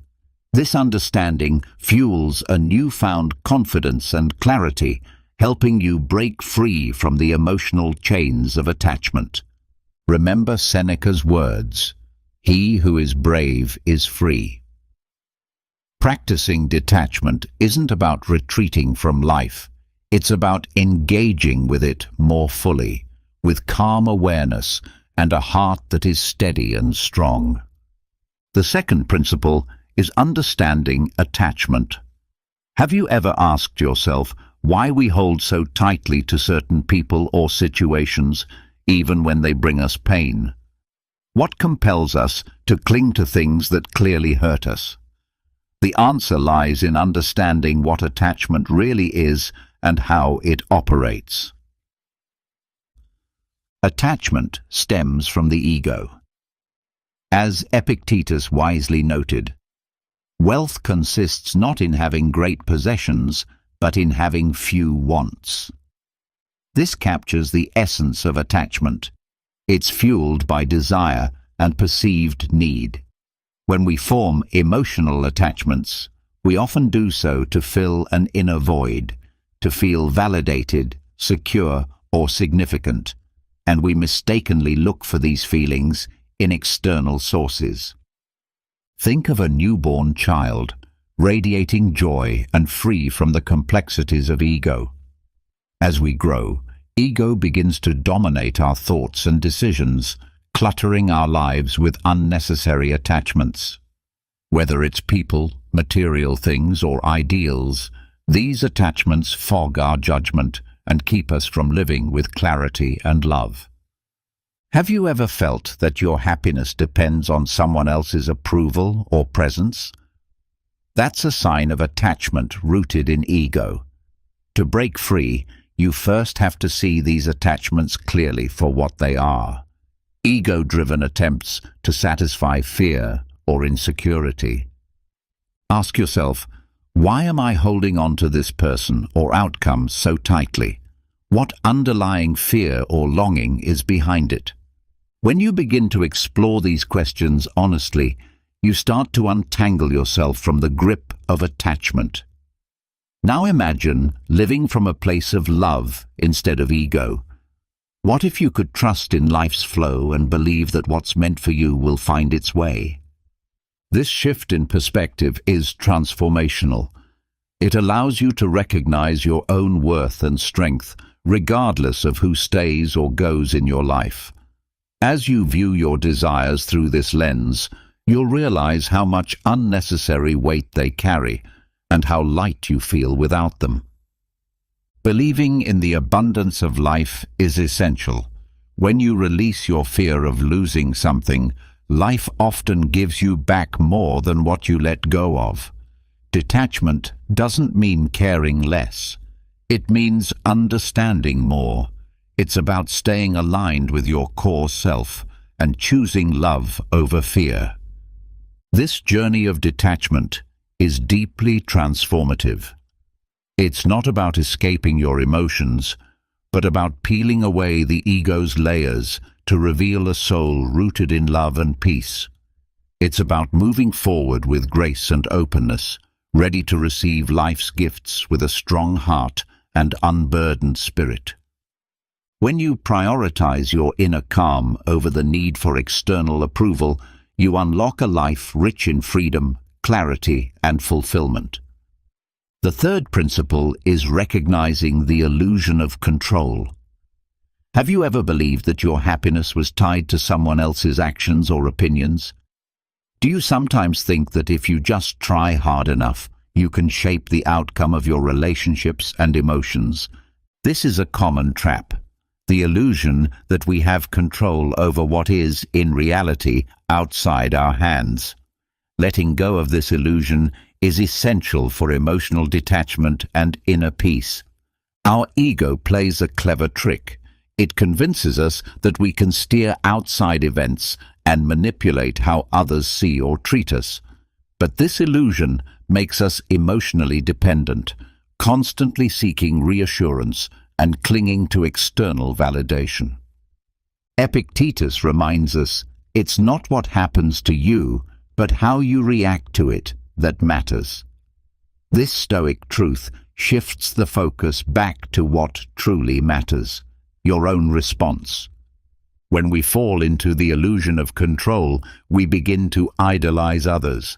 We place them on pedestals, mistakenly thinking our self-worth hinges on their attention or approval. This distorted view of reality can lead us to feel inferior, like we're reaching for something just out of our grasp.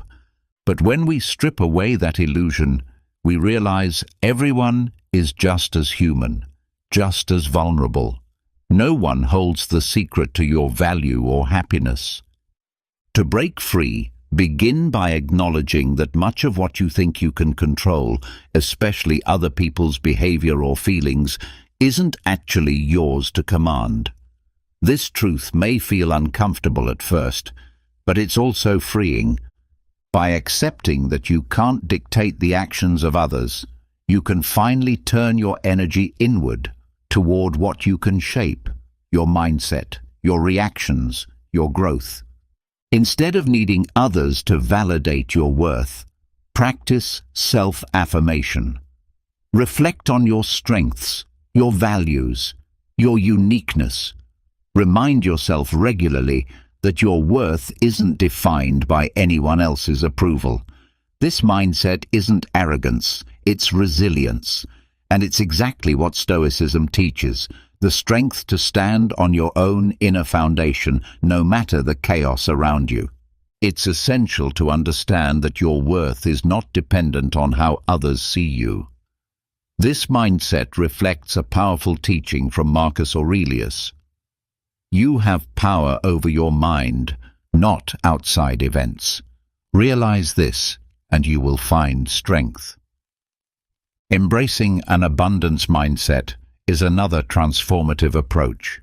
Recognize that the universe is vast and overflowing with love, success, and happiness. There is enough for everyone. When we release the fear of losing a specific person or outcome, we open ourselves to a world full of new opportunities and meaningful experiences.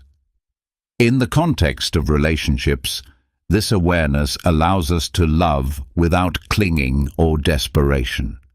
We become capable of appreciating others deeply while holding on to our own self-worth and independence. It's important to remember that practicing emotional detachment does not mean becoming cold or indifferent. It's about understanding that you are whole and complete, even without someone else's presence in your life.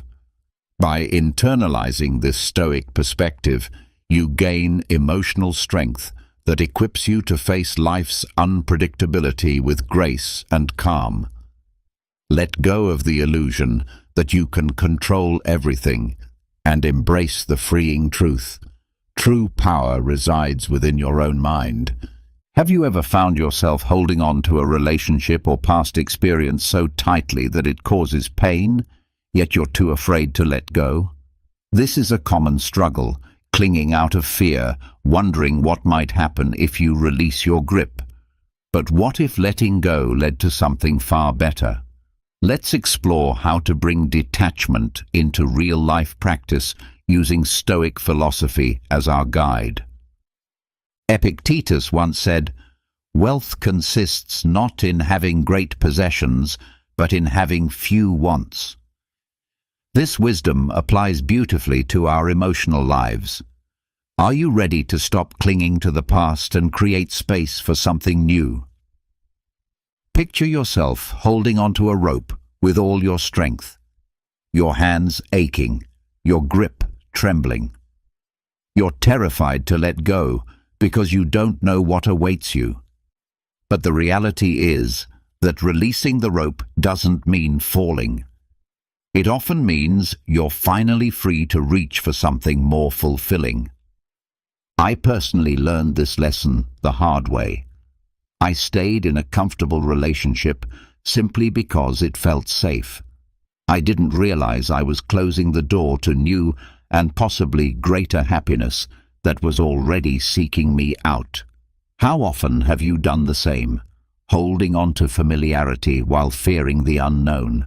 Another truth worth facing is that the fear of missing out, FOMO, is a trap. It's like watching everyone's highlight reel on social media and thinking you're somehow falling behind. But what we see online is curated, filtered, and rarely reflects real life.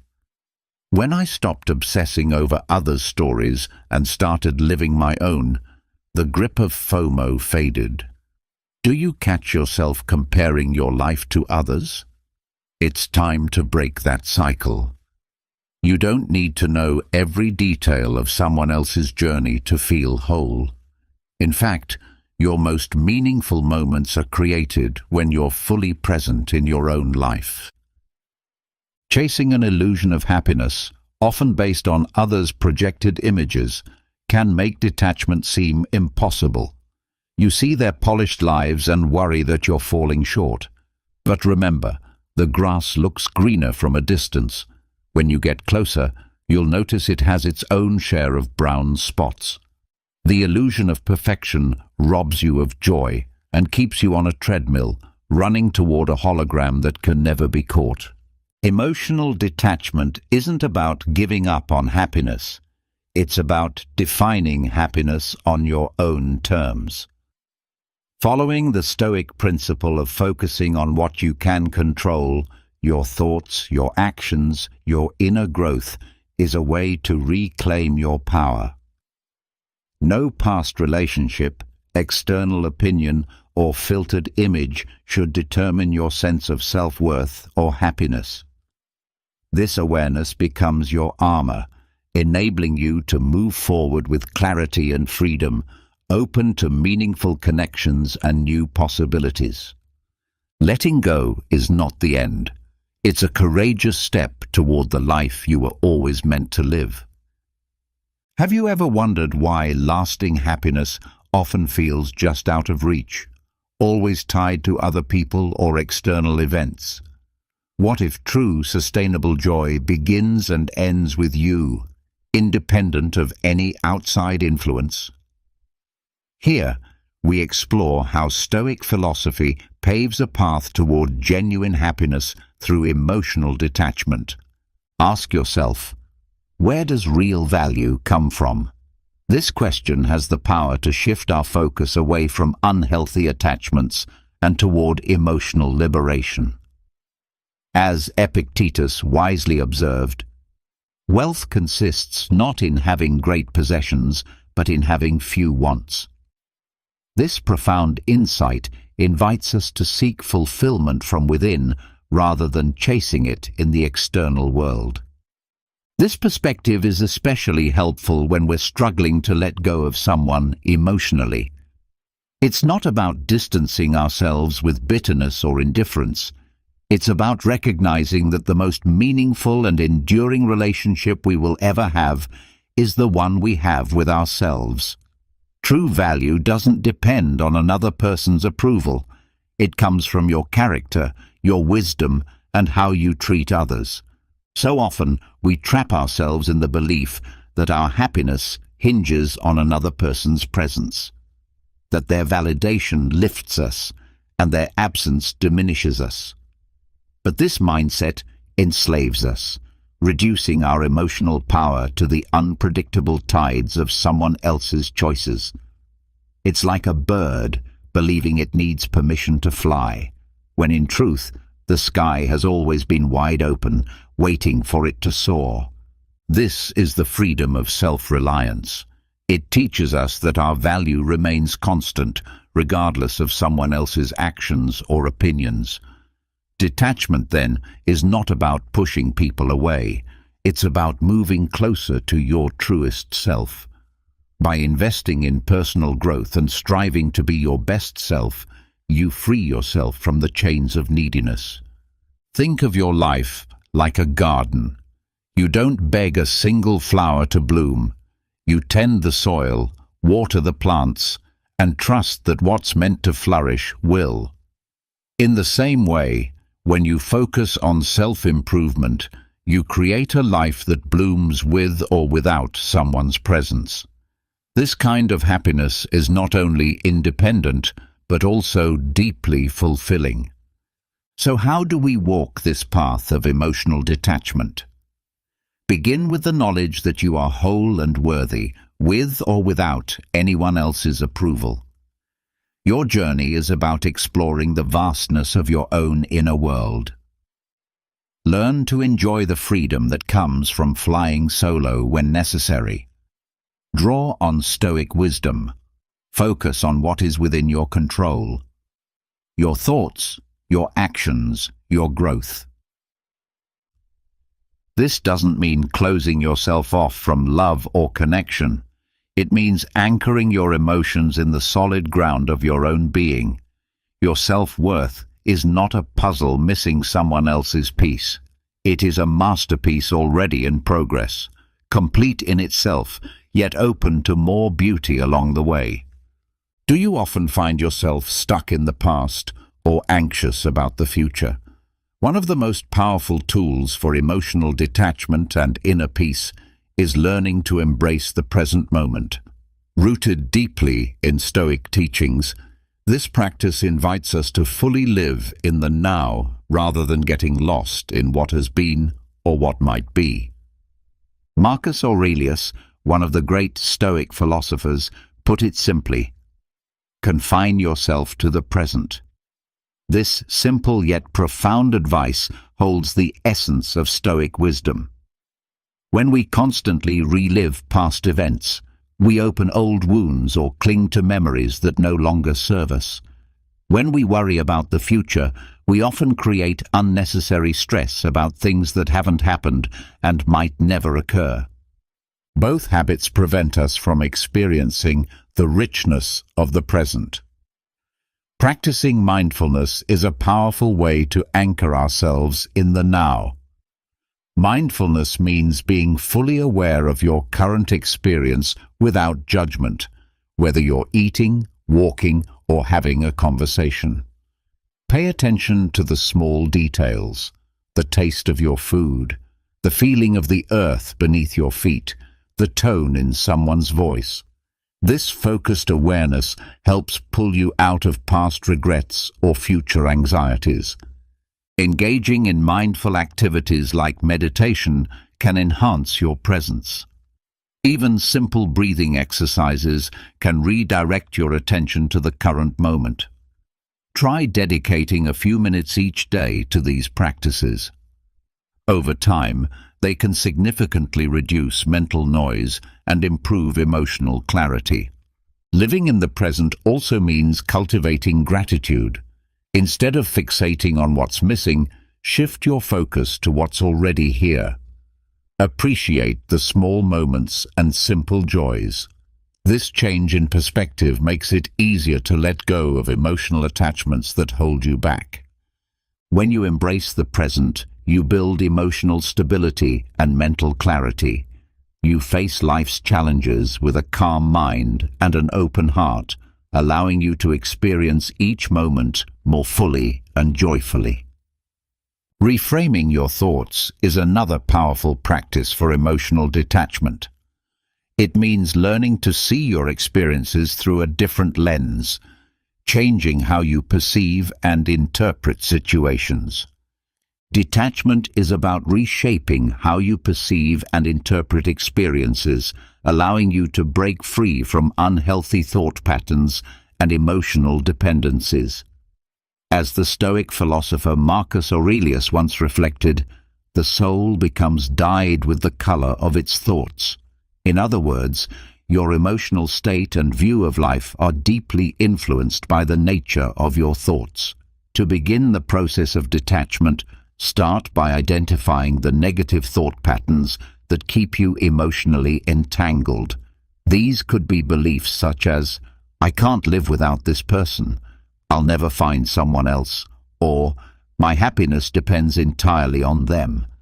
Such thoughts often create a sense of helplessness and emotional dependence, reinforcing the very attachments you're trying to release. Recognizing these mental habits is the essential first step toward transforming them. Once you've brought these thoughts into awareness, the next step is to challenge their accuracy.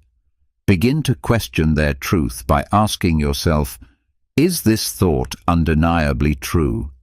And What actual evidence do I have that supports this belief? More often than not, you'll discover that these ideas are exaggerated, distorted, or entirely untrue. This insight can begin to loosen their emotional grip and diminish their power over you. After recognizing and disputing these negative beliefs, it's crucial to replace them with thoughts that are more empowering or neutral. For instance, rather than saying, "I can't live without this person," affirm to yourself, "I am fully capable of finding joy and purpose on my own." Instead of, "I'll never meet someone else," try saying, "There are countless opportunities ahead for love and meaningful connection." These new thoughts should reflect a healthier and more balanced mindset, one that supports your emotional independence. To make these new ways of thinking stick, incorporate daily affirmations into your routine. Write down statements that affirm your strength, self-worth, and ability to thrive independently, and make it a habit to read them aloud each day. Over time, these affirmations can begin to reprogram your brain, gradually helping you develop a more optimistic and grounded mental framework. Alongside affirmations, mindfulness practices like meditation can significantly support your efforts in transforming your thoughts. Mindfulness allows you to observe your thought patterns without judgment, creating space to consciously shift them in healthier directions. Keep in mind that reframing your thinking isn't a one-time fix, it's an ongoing process. The more consistently you challenge and reshape your beliefs, the more emotionally resilient you become.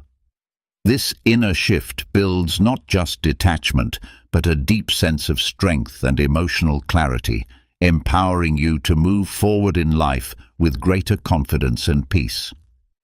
If you find it difficult to say no or struggle with setting boundaries, you're not alone.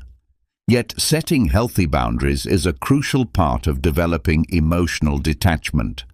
Boundaries are what safeguard your well-being and give you control over your emotional space. Start by identifying what behaviors you find acceptable and which ones you do not.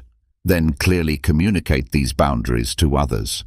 When you respect your own limits, you affirm your self-worth and reduce the tendency to seek validation or happiness from others. Boundaries help you define where you end and someone else begins, creating emotional clarity and preventing unhealthy entanglements. For example, if someone's behavior is overwhelming or causes you stress, speak up calmly and assert your need for space or a change in the dynamic. This isn't about rejection, it's about protecting your mental and emotional health. Remember, boundaries are an act of self-respect. They communicate to others that your needs and well-being matter.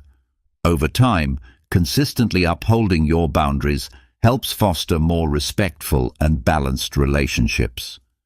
These relationships are not built on dependency, but on mutual understanding and personal freedom. Setting boundaries is a powerful step toward becoming emotionally independent. It ensures that your sense of peace and stability isn't tied to someone else's actions or opinions. As you create and maintain these emotional limits, you also cultivate a safer and more nurturing space for your own growth. This empowers you to prioritize your personal development and reinforces a stronger, more self-assured sense of identity. Think back. When was the last time you did something purely for yourself? Engaging in self-care is not just a luxury, it's a necessity for cultivating emotional detachment and building a strong, independent life.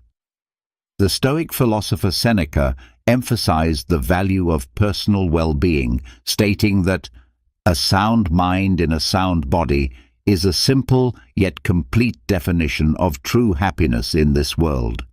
Self-care means making time for activities that nourish your body, mind, and spirit. Physical exercise, for example, not only boosts your health but also elevates your mood through the release of endorphins. Practices like meditation and mindfulness help calm your mind, reduce stress, and promote emotional clarity and stability.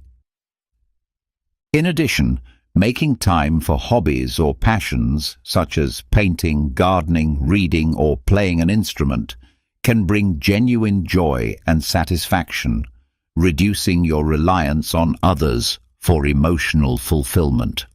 Surrounding yourself with supportive, uplifting people can further enhance your sense of belonging and emotional resilience.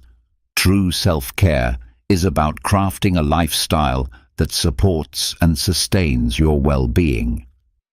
By consistently nurturing yourself, you build a strong internal foundation that allows you to face life's challenges with confidence. This kind of strength enables you to emotionally detach from others, not out of bitterness or avoidance, but from a deep place of self-trust and assurance.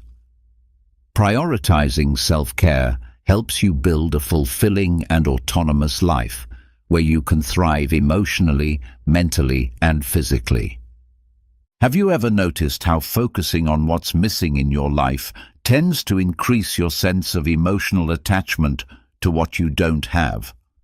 Practicing gratitude offers a powerful shift in perspective, helping you let go of unhealthy attachments and focus on what's already good in your life. When you regularly acknowledge and appreciate the positives around you, you begin to adopt a mindset rooted in abundance instead of lack. Gratitude reminds you of the value in your present experiences, which naturally lessens the emotional pull toward what's absent or lost. A simple way to start is by writing down 3 things each day that you're grateful for. These could be small but meaningful, like a kind gesture from a friend, a peaceful morning, or a warm meal. This practice helps redirect your focus from what's missing to what's nourishing and fulfilling. The philosopher Epicurus once said, "Do not spoil what you have by desiring what you have not. Remember that what you now have was once among the things you only hoped for." This timeless wisdom calls us to treasure what is already in our hands rather than yearning for what lies beyond reach. Developing a habit of gratitude not only improves your emotional well-being, but also acts as a buffer against the pain that often comes with detachment. As you consistently practice gratitude, you'll find it easier to release what no longer serves you and embrace a life of greater peace, contentment, and emotional freedom.